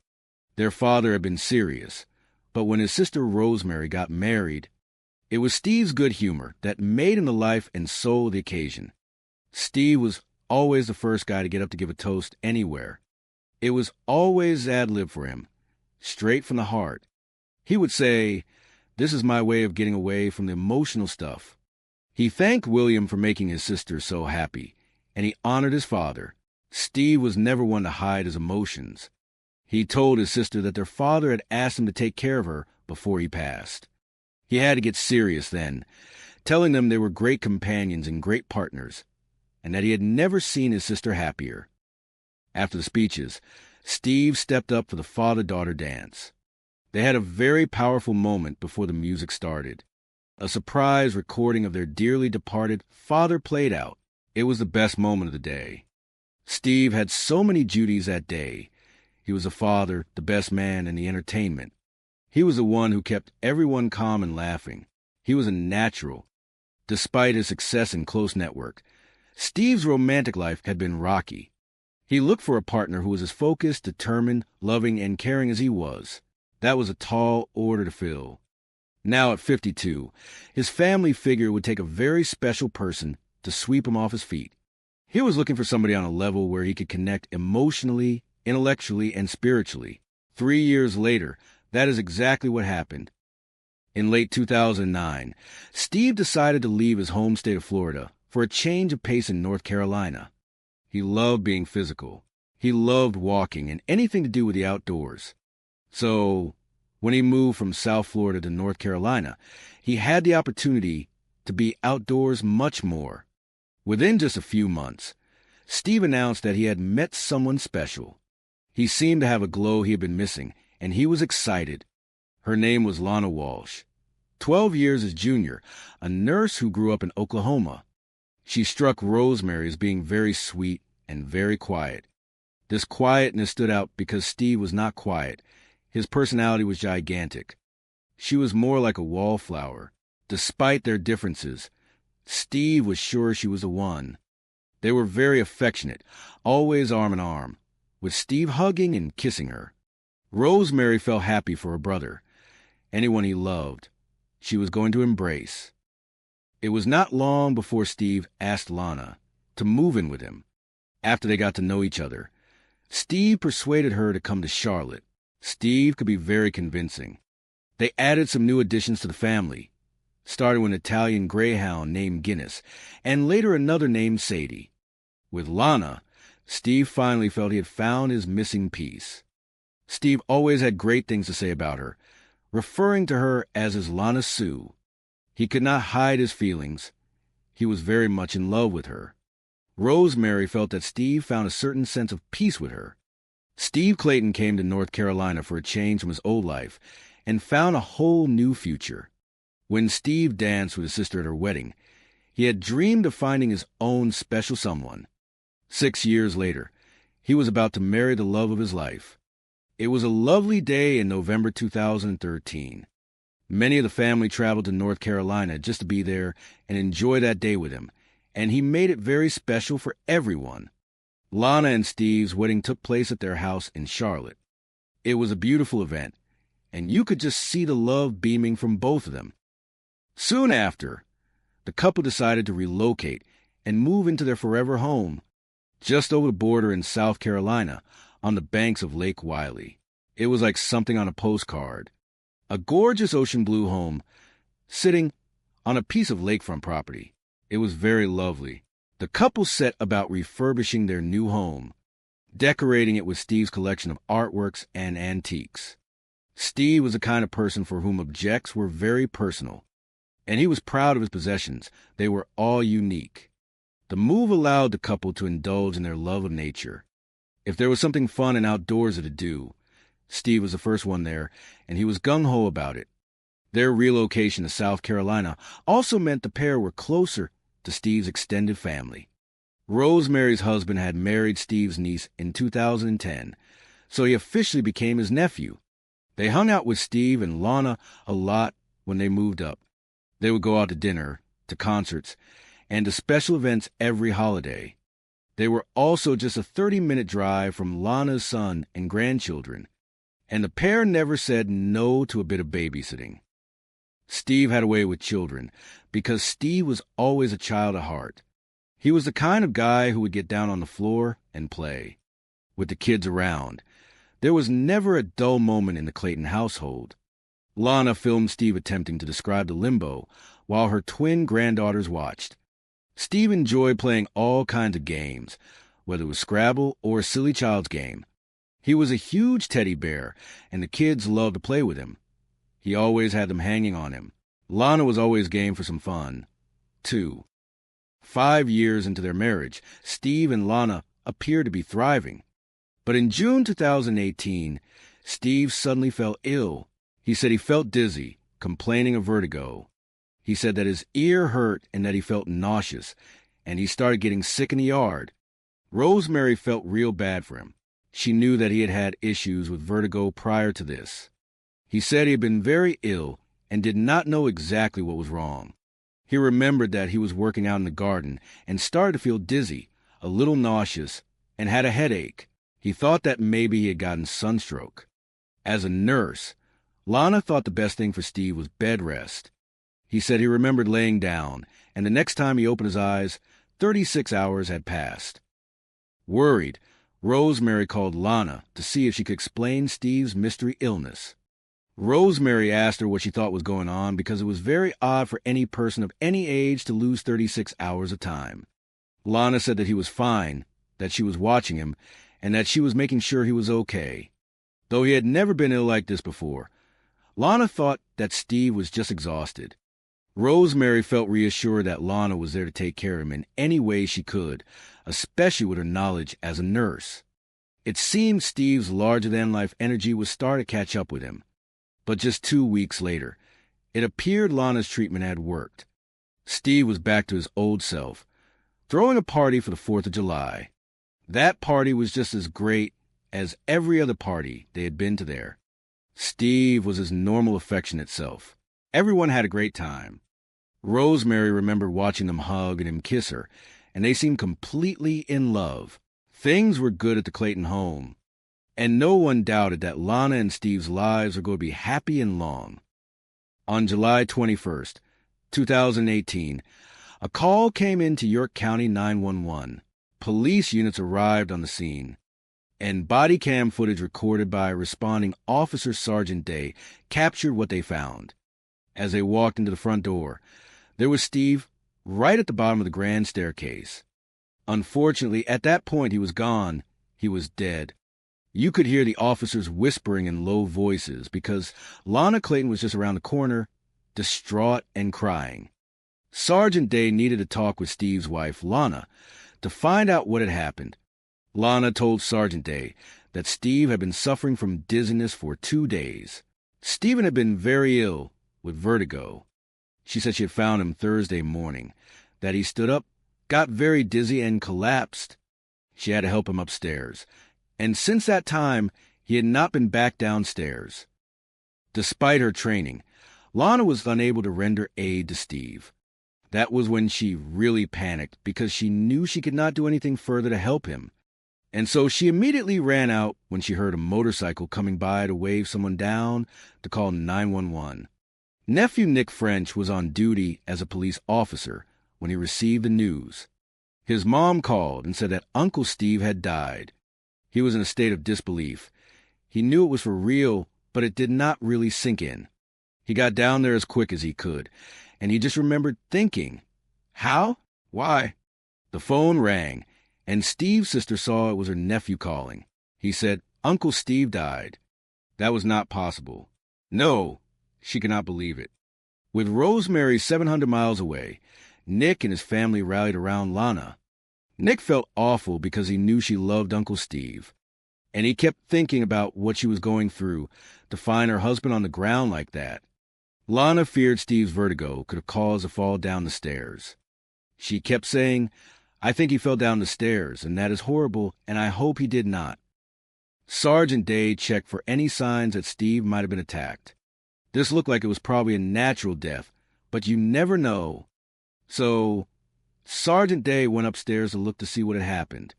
That would be a little unnerving to just go through a labyrinth of a house that you had never seen before, because you never know what could be around the corner. You could tell that there did not appear to be a sign of struggle. No other signs of someone else being up there having done something to him. Nothing significant at all. In the master bedroom, the bed sheet was all rumpled up, but nothing to suggest Steve had any kind of struggle. It looked as if the cause of death would not be a mystery for the coroner. The coroner could not see any contusions or bruises. Nothing suggested Steve fell down the staircase. It looked as though Steve made it to the bottom of the stairs and then collapsed. The coroner said, "I believe he had a heart attack." When asked what led to that opinion, she said, "The coloration of his face." There was a blueness that went across the top of the chest almost in a line, and that oftentimes, according to the coroner, is an indication that he may have had a heart attack. Back in the living room, Sergeant Day told Lana what they thought had happened when he walked to the top of the stairs. He noticed that the carpet on the staircase kind of had a direction to it, so he could see footprints. He thought he may have come to the bottom of the staircase. While Lana digested the news, Nick and his family helped with cleaning up. They wanted to make the house still comfortable enough for her. They knew she was going to be exhausted and had to spend the night there. But they were shocked at what they found in the bedroom. When they went upstairs, they immediately noticed a smell of human filth, excrement, and urine. They looked around, and there were huge urine discoloration spots in the middle of the bed. The soiled mattress raised some questions. They thought that with the amount of urine that it would take to soak through this mattress, Steve had to have been going to the bathroom in this bed for days. They immediately thought they had to get this mattress out of the room. It was extremely heavy. They took the mattress and they tossed it out of the house. When Rosemary talked with Lana on the phone, she asked her how Steve got so ill. When she spoke with Lana later that evening, she asked what happened. Lana said he had not been feeling well for a few days. Rosemary asked why she did not call somebody, why she did not let somebody know. Lana said that he was starting to feel better. She said Steve never called because he had been sleeping heavily and had misplaced his cell phone a week earlier. Lana claimed that it had been missing for several days. Rosemary's brother was never, ever without his phone. He was always attached to it. It went everywhere with him. It was at that point where Rosemary really felt like something very sinister was going on, and she did not know what it was. Steve's sister asked his widow about his will. Steve and Rosemary had talked many times about what it was that he wanted to do when that time came, and he wanted to be buried in that beautiful cemetery in Fort Lauderdale. When she asked Lana, she said there was no will. Lana had already made the arrangements. Steve was due to be cremated, and she was planning his memorial. On August 4th, 2018, Lana held a service for Steve at their home. It was highly emotional. Everybody there felt such a deep connection to Steve. It was just hard to stay calm. Even though it was supposed to be a celebration of his life, it could not help but feel the deep, deep sorrow that everybody felt. If there is any space that it is okay to be sad and to cry a little bit, this is that time. At the memorial, Rosemary and the family were surprised to find Lana had already started to clear out Steve's belongings. She had already begun taking all of his clothes, all of his personal items, and she donated them all to the Veterans Administration. Rosemary was almost knocked off her feet to see the number of empty hangers in that closet, with not a single stitch of clothes. A lot of watches were missing, a lot of jewelry was missing, and his wedding ring was missing. Lana's claims about Steve not having will raise further suspicions. That was something that Steve and Rosemary and Steve and many other people had discussed. How important it was to make sure that everything was in order. There was absolutely no logic in her brother, an accountant and a person who was meticulous with his finances, not having a will. The family felt like something was not adding up. They were all on the same page. They knew something was going on, And that was when they called the medical examiner's office and said, please do an autopsy. And at the very least, if you're not going to do that, do a toxicology. They agreed to it. Detective Moats of the York County Sheriff's Office was also notified of the family's suspicions about Steve's death. But when the autopsy report came in, it listed signs of heart disease and pointed to death by natural causes. The initial autopsy still showed that it was likely a heart attack, but they had to wait for the toxicologist's report to come back to finally make an actual finding. It would take a few weeks before those results arrived. They waited on pins and needles for the truth to come out. They just knew that there was something very wrong. When the toxicology report on Steve Clayton's blood came back, it was shocking. It showed traces of several sedatives, including marijuana, temazepam, and Benadryl. But that was not all. The biggest shock in the toxicology results was tetrahydrozoline, also known as THC. It is the active ingredient in eye drops like Visine, Murine, or other over-the-counter eye drops. THC is not ever meant to be ingested. Given in small doses, it makes you feel very ill. It makes you nauseous. It makes you dizzy. It will make you pass out eventually. But in large quantities, it is deadly. It shuts your central nervous system down, and it will kill you. The detectives learned that THC could limit the blood supply to vital organs, leading to a heart attack. When the body cam footage was reviewed, the Visine was on the tall dresser that was away from the bed. That was where he could not get up to get it. Now it was very clear. This was not a natural death. Detective Moats needed to have a talk with Lana Clayton. 5 weeks after the sudden death of her husband, Lana Clayton was questioned by detectives. The detectives wanted to know more about the medications found in Steve's blood. It was a long list, but there was no mention of THC, the drug that killed Steve. It is colorless, odorless, and tasteless, which makes it the perfect thing to give to someone if you want to poison them. The level of THC in Steve's blood was so high that it was clear it was a cause of death. It was a lethal level, no matter what way you look at it. The detectives pressed on. Somehow or another, there was a large amount of Visine in his system. So that was what they were trying to get to the bottom of. There were basically two things that the police were now considering. One, he was poisoned, and there was foul play. Two, he ingested it on his own, whether intentional or unintentional. But as police probed Steve and Lana's relationship, Lana claimed that Steve had a dark side. She said he could be really nasty. She claimed he was verbally abusive, calling her names like stupid or bitch. After Lana's interview, detectives ordered a search of the house. They were looking for cups or glasses that had a residue in them.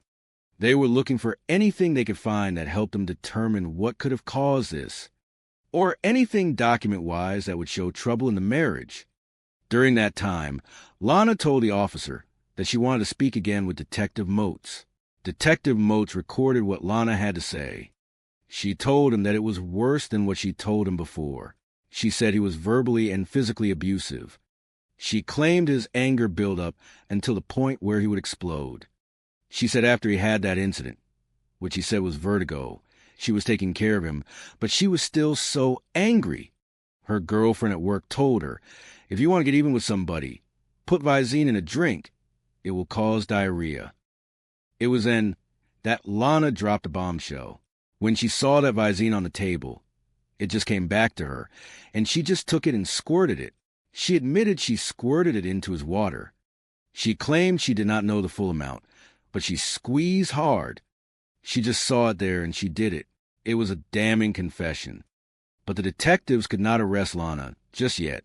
After Lana confessed, the police left.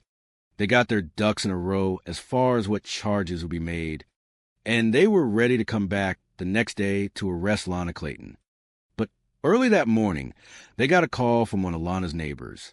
They found notes of suicide. They were afraid that she had harmed herself. She knew the police were coming back the next day, and she knew they would have warrants for arrest. She turned the gas on, went upstairs, and took some pills to kill herself. They found her unconscious in her bed.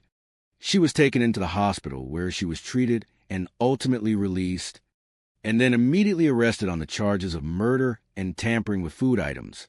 The family was informed of Lana's arrest.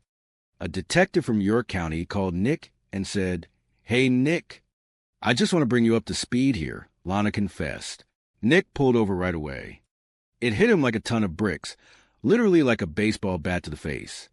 He answered the phone, and Rosemary was on the other end screaming that she killed him. On January 16th, 2020, Lana accepted a plea deal and admitted guilt on charges of voluntary manslaughter and tamper with a drug or food product.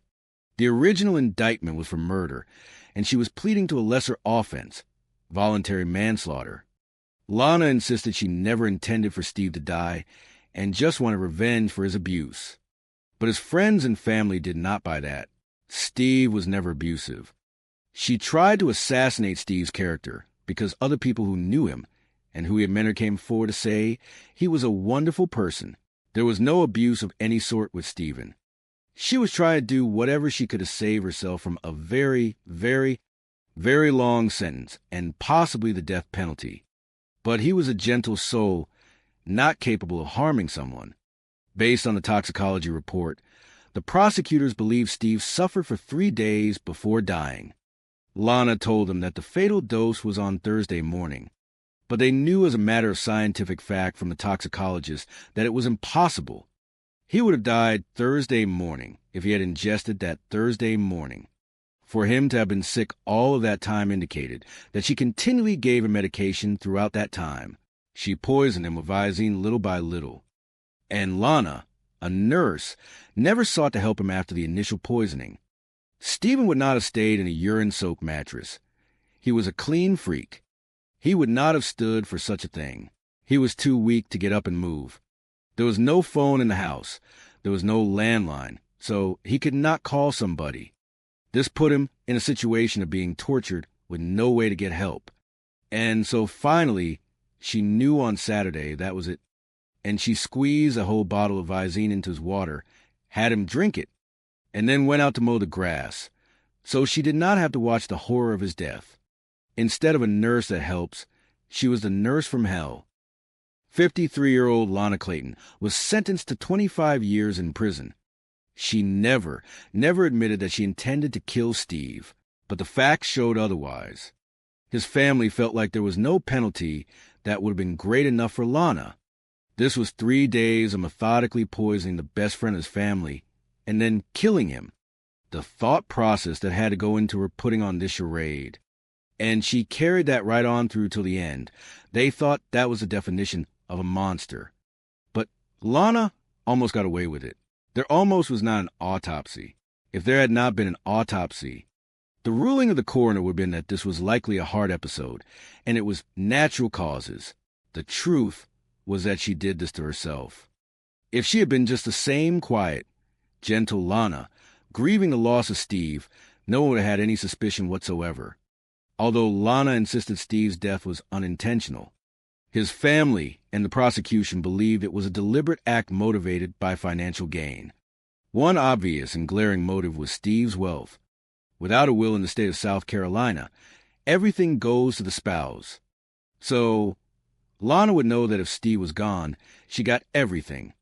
If somebody wanted to do something malicious like this, all they had to do was get rid of the will, and everything belonged to them. The family tried to move on without Steve in their lives. Rosemary would often say, "Hello, hello, hello." She missed a lot about Steve, but she missed his voice. She missed hearing his voice, and she missed the way he would get away from the emotional stuff. Everyone missed his over-the-top personality, this big, boisterous, gregarious character that would enter the room and just take over everything. Steve was an amazing person. It had been difficult not having him around. The thing they missed the most about Steve was his laughter and his ability to light up a room. Stephen was stolen from everyone who loved him. Stephen was stolen from everyone who loved him. This is a story of a successful and generous businessman. Hello, hello, hello, who meets a nurse with a heart as big as his own. She struck me as being very quiet, but very sweet and very nice, and falls head over heels. He could not hide the feelings he had for her. He was very much in love with her. But when a sickness consumes their marriage, We just knew that there was something was very wrong. Money is no protection. This is not a natural death. Welcome. Tonight we celebrate the joining of two wonderful people. It is March 10th, 2007 in Miami. A big day for bride Rosemary Clayton and her family. She is finally marrying her love, William Leslie. That is Rosie's oldest brother, 52-year-old Steve Clayton. Proudly walking her down the aisle. 11 months prior to my wedding, we lost our dad. I asked my brother if he would step in. Of course, there was a lot of tears. I could not imagine anybody else standing in place for my dad. Who gives this woman to be married to this man? I do in the memory of my father. It was sentimental to be gathered at something so special where my dad was not present. With their father's passing, Rosie's brother Steve is now the head of the family. And though he has never had children of his own, he has always been a father figure to his siblings. When my father and mother were married, Steve was just about 2 or 3 years old. He had 4 sisters, and I am the youngest. He was 10 years older than me. So there really was not a moment when Steve was not in my life. Steve was my big brother, and he was my hero. He was everything a little girl would want in a big brother. He played football, he wrestled in high school, and so that really made him bigger than life for me. After high school, Steve graduates college with a degree in finance and quickly matures into a shrewd businessman. Steve, with a partner, started a company called Physical Therapy Resources. That eventually became a national company with physical therapy centers all over the country. Steve and I met at work. He was in the hospital, and I was in the same hospital. And that is how we met and became friends. He was very successful and eventually sold his interest in his business. And basically from that point on, he was retired. His goal was to retire at the age of 40. He missed it by 1 year. He retired when he was 41. Selling his business frees up Steve to do whatever he wants. And what he wants to do is give back. He would mentor such a large group of young men, helping them start up a business, or helping them find out what direction they want their life to go. Steve was extremely generous with not only his resources, but with his time. And Steve always has time for his family. Rosie films as Steve teases their Uncle Max. It is special. My dad was not so funny. He was more serious. Serious, much more serious. He was always serious. But where did that money come from, Steve? I do not know. And when his sister Rosie gets married, it is Steve's good humor that makes him the life and soul of the occasion. Please get up, Steve Plate. Steve was always the first guy to get up to give a toast anywhere. Hello, hello, hello. It was always ad-lib for him from the heart. This is my way of getting away from the emotional stuff. William, thank you so much. I am not going to look at you. Thank you so much for making my sister so happy. And my dad, Steve is never one to hide his emotions. My dad told me before he passed to take care of my sister, to honor you, and he loved you very much. I have to get serious here. All right, I am cool. All right, you guys are great companions. You are great partners. And my sister, I have never seen her happier. After the speeches, Steve steps up for the father-daughter dance. He came up, and we got ready to dance. And before the music started, we had a very, very powerful moment. A surprise recording of their dearly departed father plays out. The best moment of my day was when you were climbing my knee. You would say, "Daddy, I love you." I miss those days. I really do. Because I love you too. He had so many duties that day. He was my dad. He was the best man. He was the entertainment. He was the one that kept everyone calm, kept everyone laughing. He was a natural at it. Despite his success and close network of family and friends, Steve's own romantic life has been rocky. He looked for a partner that was as focused and determined and loving and caring as he was. And that is a tall order to fill. Now 52, his family figures it will take a very special person to sweep him off his feet. I think Steve was always looking for somebody on a level he could connect with emotionally, intellectually, spiritually. But 3 years later, that is exactly what happens. In late 2009, Steve decides to leave his home state of Florida for a change of pace in North Carolina. He really loved being physical. He loved walking. He loved anything to do with being outdoors. So when he moved from South Florida to North Carolina, he had the opportunity to be outdoors a lot more. Within just a few months, Steve announces that he has met someone special. He seemed to have a glow that he had been missing for a little while, and he was excited. Her name is Lana Walsh, 12 years his junior. She is a nurse who grew up in Oklahoma. She struck me as being very sweet, very quiet, but very sweet. And this quiet kind of stood out because Steve is not very quiet. Steve's personality was gigantic. She was more like a wallflower. Despite their differences, Steve is sure she is the one. They were very affectionate with each other, always arm in arm. Steve always hugging her, squeezing her, kissing her. I felt happy for my brother. So, of course, anybody that he loved, I was going to embrace. It is not long before Steve asked Lana to move in with him. After they got to know each other quite a bit more, Steve persuaded her to come to Charlotte. And, you know, Steve can be very convincing, and they add some new additions to the family. The first dog that Steve and Lana got was Guinness, an Italian greyhound. They loved the breed, and so they decided that they wanted another one, and her name was Sadie. With Lana, Steve finally feels he has found his missing piece. Steve always had great things to say about her. He referred to her as his Lana Sue. He could not hide the feelings he had for her. He was very much in love with her. I think Steve found himself well-grounded with Lana. I felt like Steve found a certain sense of peace with her. Steve Clayton came to North Carolina for a change from his old life and found a whole new future. When Steve Clayton danced with his sister at her wedding, he dreamed of finding his own special someone. And now, 6 years later, he is about to marry the love of his life, a VA nurse named Lana Walsh. It was a lovely day in November 2013. Many of us had traveled to North Carolina just to be there and enjoy that day with him, and he made it very special for everyone. Lana and Steve's wedding took place at their house in Charlotte. It was such a beautiful event. You could just see the love. Just beaming both of them were. Soon after, the couple decided to relocate and move into their forever home, just over the border in South Carolina on the banks of Lake Wylie. It was like something on a postcard. This gorgeous ocean blue home sitting on a gorgeous piece of lakefront property. It was very lovely. The couple set about refurbishing their new home, decorating it with Steve's collection of artworks and antiques. Steve was the kind of person that objects were very personal to him, and he was very proud of his possessions. They were all unique in some way. The move allows the couple to indulge in their love of nature.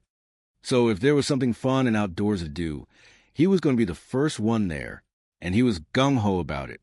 Their relocation to South Carolina also means the pair are closer to Steve's extended family. I married Steve's niece in 2010, so I officially became his nephew. We hung out with Steve and Lana a lot when they moved up here. We would go out to dinner with them. We would go to concerts. We would go to special events every holiday. They are also just a 30-minute drive from Lana's son and grandchildren, and the pair never say no to a bit of babysitting. Steve had a way with children because Steve has always been a child at heart. So he is the kind of guy that gets down on the floor and plays with the kids. Pop goes the weasel. And with the kids around, there is never a dull moment in the Clayton household. Here, Lana filmed Steve attempting to describe the limbo while her twin granddaughters watch. We will make Papa do it. So there's a stick, and I have to go like that. And I have to go under the stick. And I have to get real low to get under the stick. It is a game. It is a dance. These are dances. You have to tell me how to act it out. Lana is tickled, but the twins are more interested in their ice cream. Steve enjoyed playing all kinds of games, whether it was Scrabble or even a silly child's game. You want to get in, do you not? You do you not? Just spin the spinner and then turn the handles many times. 2, and put your head in the thing. Put your chin on the thing. Okay, A, E, D, F, spin it forward. Both of them, or one, both of them. Steve was a huge teddy bear. They loved to play with him. He always had kids hanging on him. What number did you get? 3. And Lana is always game for some fun, too. Oh no, it is coming. It is coming up. It does it every time. Here it comes. Here it comes. Cheers. 5 years into their marriage, Steve and Lana appear to be thriving. But in June 2018, Steve suddenly falls ill. He says he feels dizzy, complaining of vertigo. He said that his ear hurt and that he felt nauseous, and he started getting sick in the yard. And I felt real bad for him. I knew that he had had issues with vertigo. You know, prior to this, he said he had been very ill and did not know exactly what was wrong. He just remembers that he was working out in the garden, and he started to feel dizzy, a little nauseous, a little dizzy, headache, and he thought that maybe he had gotten sunstroke. You okay? Yeah. As a nurse, Lana thinks the best thing for Steve is bed rest. He said he remembered laying down, and he said the next time he opened his eyes was 36 hours had passed. Worried, Rosie calls Lana to see if she can explain Steve's mystery illness. I asked her what she thought was going on, because that is very odd for any person of any age to lose 36 hours of time. And she said that he was fine, and that she was watching him, and she was making sure he was okay. Though he has never been ill like this before, Lana thinks that Steve is just exhausted. I felt reassured that Lana was there to take care of him in any way that she could, especially with her knowledge as a nurse. It seems Steve's larger-than-life energy is starting to catch up with him. But just 2 weeks later, it appears Lana's treatment has worked. Steve is back to his old self, throwing a party for the 4th of July. That party was just as great as every other party we had been to there. Steve was his normal affectionate self. Everybody had a great time. Here is Steve dancing with Lana as they celebrate in style. He grabbed Lana right away, and we just kind of followed suit and all joined in. I remember watching them hug and him kiss her, and they were completely in love. Things are good at the Clayton home, and no one doubts Lana and Steve's lives are going to be happy and long. On July 21st, 2018, a call comes into York County 911. Police units arrive on scene, and body cam footage recorded by responding Officer Sergeant Day captures what they find. As they walk in the front door, there's Steve right at the bottom of this grand staircase. And unfortunately, at that point, he is gone. He is dead. You hear him kind of whispering and talking in low voices. That is because Lana Clayton is just around the corner, distraught and crying. So they do not want to say anything that is disturbing to her. So she said she left the next day. Did not put anything, just his wife and family. Sergeant Day needs to talk with Steve's wife, Lana, to find out what has happened. Ma'am, I am Sergeant Day. I am going to be here for just a little while until the coroner gets here and transporting those things. Oh no, ma'am, I am just fine. It feels good to me to stand if I am not making you uncomfortable. Lana tells Sergeant Day that Steve had been suffering dizziness for 2 days. Stephen had been very ill with vertigo. She had found him Thursday morning that he stood up, got very dizzy and collapsed, that she had to help him upstairs, and since that time, he has not been back downstairs. Miss Clayton, you were outside. You were working outside? I was mowing the lawn real quick, and when I came in, I fell down. I am so sorry. I tried to take a blanket underneath me, but I could not. Despite her training, Lana was unable to render aid to Steve. That is when she, I think, really panics because she knows she cannot do anything further to help him. And so she immediately ran out when she heard the motorcycle coming by to wave someone down to call 911. Nephew Nick French is on duty as a police officer when he gets the news. My mom called and she said Uncle Steve died, and, just kind of disbelief. I mean, I knew it was for real, but, it did not really sink in. So I got down there as quick as I could. I just remember the whole time going through my head was, how? Why?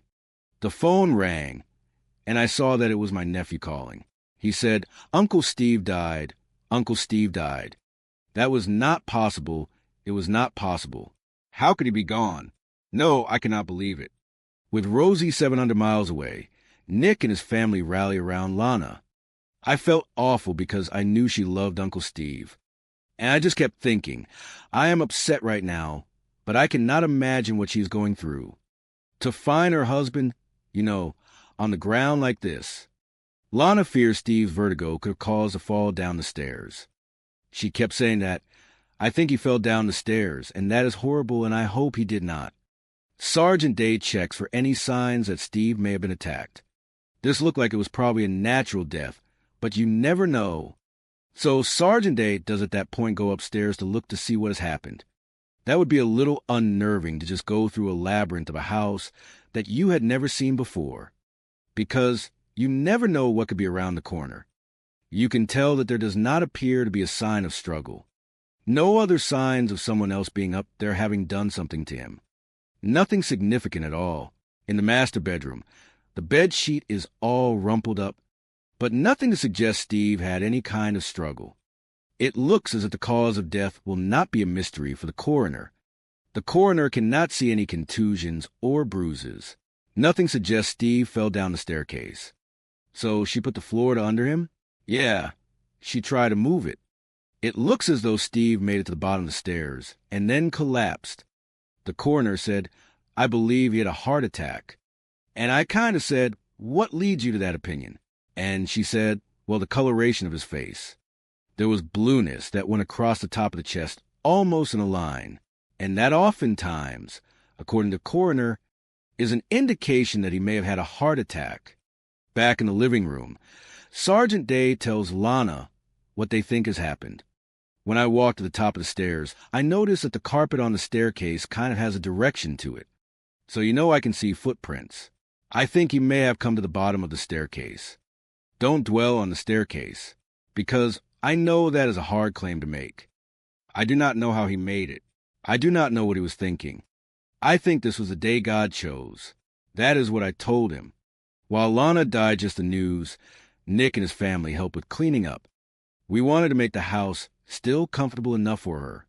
We knew she was going to be exhausted, and she had to spend the night there. But they are shocked at what they find in the bedroom. When we went upstairs, I immediately noticed a smell. It was a smell of human filth. Excrement, urine. So we looked around. And there was huge urine discoloration spots in the middle of the bed. The soiled mattress raises some questions. So I am thinking the amount of urine that it would take to soak through this mattress. Steve had to have been going to the bathroom in this bed for days. So we immediately thought, we have to get this mattress out of the room. We could barely pick it up. It was extremely heavy. We took the mattress and we tossed it out of the house. When Rosie talks with Lana on the phone, she asks her, how did Steve get so ill? Hello? When I spoke with Lana much later in that evening, I asked her, what happened? And she said, he had not been feeling well for a few days. And I said, well, why did you not call somebody? Why did you not let somebody know? And she said, well, he was starting to feel better. She says Steve never called because he'd been sleeping heavily and misplaced his cell phone a week earlier. Lana claimed that it had been missing for several days. My brother was never, ever without his phone. He just was always attached to his phone. It went everywhere with him. It was at that point where I really felt like something very sinister was going on, and I did not know what it was. Steve's sister Rosie asks his widow Lana about his will. Steve and I had talked many times about what it was that he wanted to do when that time came, and he wanted to be buried in that beautiful cemetery in Fort Lauderdale. When I asked Lana, she said there is no will. Lana has already made the arrangements. Steve is due to be cremated, and she is planning his memorial. On August 4th, 2018, Lana holds a service for Steve at their home. It was highly emotional. Everybody there felt such a deep connection to Steve. It was just hard to stay calm. Even though it was supposed to be a celebration of his life, it just could not help but feel the deep, deep sorrow that everybody felt. If there's any space that it is okay to be sad and to cry a little bit, this is that time.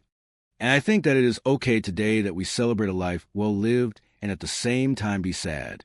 At the memorial, Rosie and the family are surprised to find Lana has already started to clear out Steve's belongings. She had already began taking all of his clothes, all of his personal items, and she donated them all to the VA. I was almost knocked off my feet to see the number of hangers, empty hangers in that closet with not a single stitch of clothes. A lot of watches missing, a lot of jewelry missing. His wedding ring was missing, and Lana's claims about Steve not having will raise his further suspicions. That is something that Steve and I and Steve and many other people had discussed, was how important it was to make sure that everything was in order. There is absolutely no logic in my brother, an accountant, a person who is meticulous with his finances, not having a will. The family feel like something is not adding up. We are all on the same page here. We know something is going on. And that was when we called the medical examiner's office and said, hey, please do an autopsy. And at the very least, if you're not going to do that, do a toxicology. And they agreed to it. Detective Motes of the York County Sheriff's Office is also notified of the family's suspicions about Steve's death. Good morning, everybody. But when the autopsy report comes in, it lists signs of heart disease and points to death by natural causes. Ah, yes, thank you. The initial autopsy still shows that it is likely a heart attack, but they have to wait for the toxicologist report to come back to finally make an actual finding. It will take a few weeks before those results arrive. So we waited on pins and needles for the truth to come out. We just knew that there was something was very wrong. Thank you. When the toxicology report on Steve Clayton's blood comes back, it is shocking. It shows traces of several sedatives, including marijuana, temazepam, and Benadryl. But that is not all. The biggest shock in the toxicology results was tetrahydrozoline, also known as THZ. It is the active ingredient in eye drops like Visine, Murine, or other over-the-counter eye drops. THZ is not ever meant to be ingested.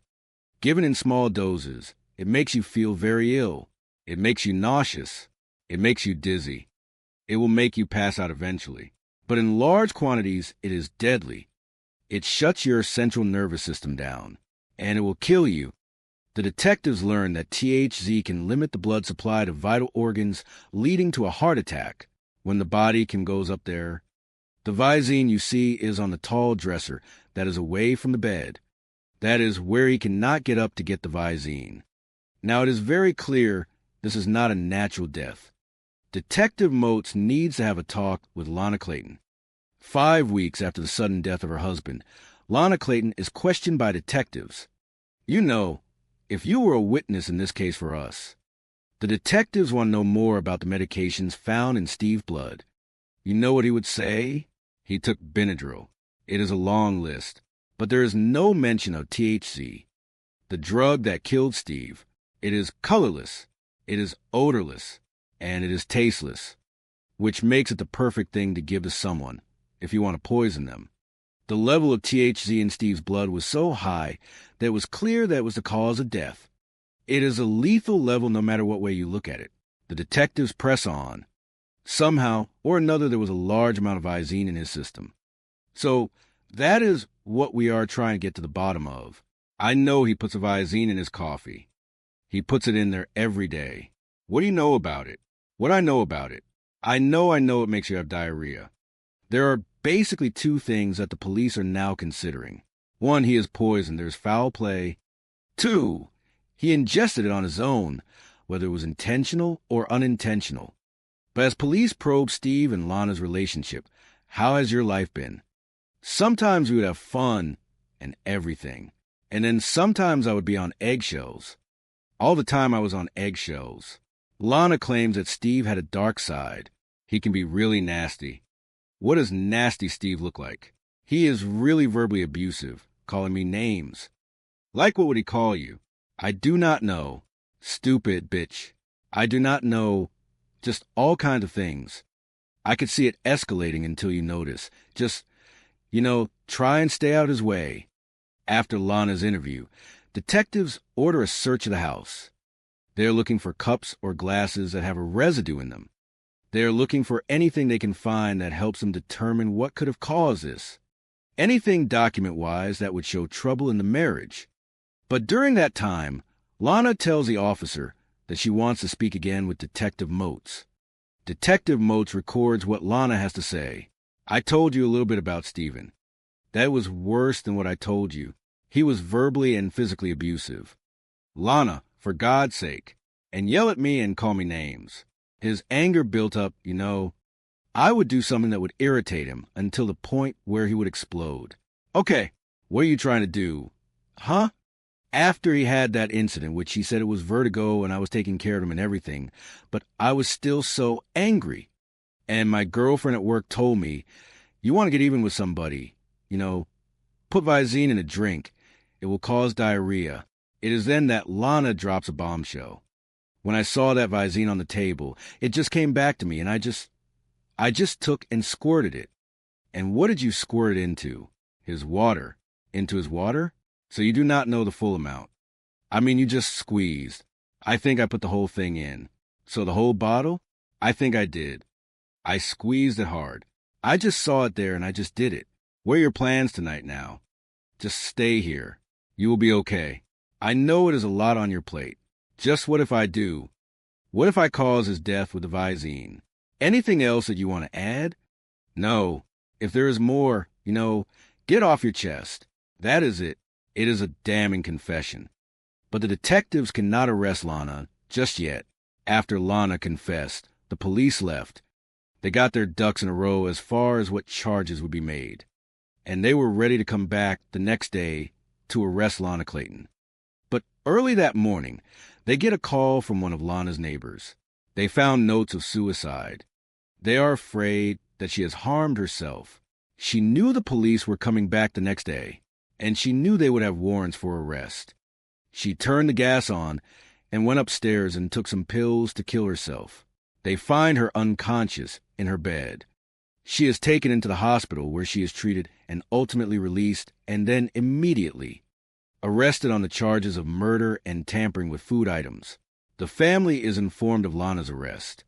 A detective from York County called me and said, "Hey, Nick, you know, I just want to bring you up to speed here." Lana confessed, and I pulled over right away. It hit me like a ton of bricks, literally like a baseball bat to the face.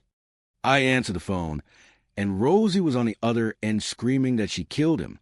On January 16th, 2020, Lana accepts a plea deal and admits guilt on charges of voluntary manslaughter and tampering with a drug or food product. The original indictment was for murder. You were pleading to a lesser offense, voluntary manslaughter. My own knowledge of Icy was by watching movies and the cause of discomfort and diarrhea. Lana insists she never intended for Steve to die and just wanted revenge for his abuse. But his friends and family do not buy that Steve was ever abusive. She tries to assassinate Steve's character because other people who knew him and who he had mentored came forward to say he was a wonderful person. There was no abuse of any sort with Stephen. She was trying to do whatever she could to save herself from a very, very, very long sentence and possibly the death penalty. But he was a gentle soul, not capable of harming someone. Based on the toxicology report, the prosecutors believe Steve suffered for 3 days before dying. Lana tells us that the fatal dose was on Thursday morning. But we know as a matter of scientific fact from the toxicologist that is impossible. He would have died Thursday morning if he had ingested that Thursday morning. For him to have been sick all of that time, it indicates that she continually gave him medication throughout that time, poisoned him with Visine little by little. And Lana, a nurse, never sought to help him after the initial poisoning. Stephen would not have stayed in a urine-soaked mattress. He was a clean freak. He would not have stood for such a thing. He is too weak to get up and move. There is no phone in the house. There is no landline, so he cannot call somebody. So this puts him in a situation of being tortured with no way to get help.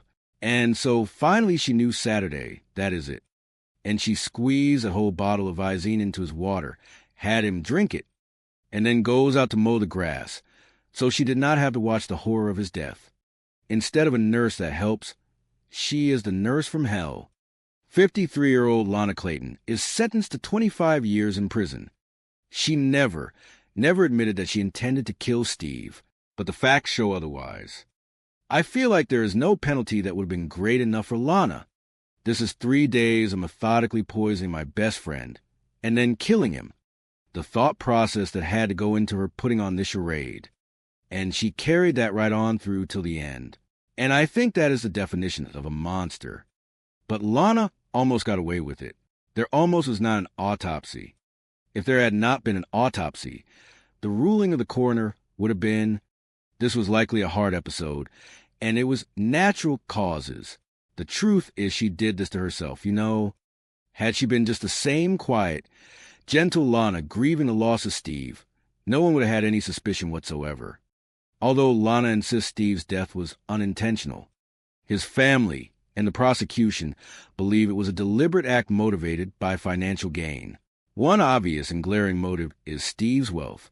Without a will in the state of South Carolina, everything goes to the spouse. So Lana would know, if Steve is gone, I get everything. If somebody wanted to do something malicious like this, all they had to do was get rid of the will, and everything belonged to them. The family tried to move on without Steve in their lives. Hello. I mean, I miss a lot about Steve, but I miss his voice. I miss hearing his voice. This is my way of, getting away from the emotional stuff. I think what I miss about Steve is his over-the-top personality. This big, boisterous, gregarious character that enters a room and just takes over everything. Steve was an amazing person. It has been difficult not having him around. The thing I miss the most about Steve is his laughter and his ability to light up a room. Steven was stolen from everyone who loved him. Steve was stolen from everyone who loved him. This is a story of a successful and generous businessman who meets a nurse with a heart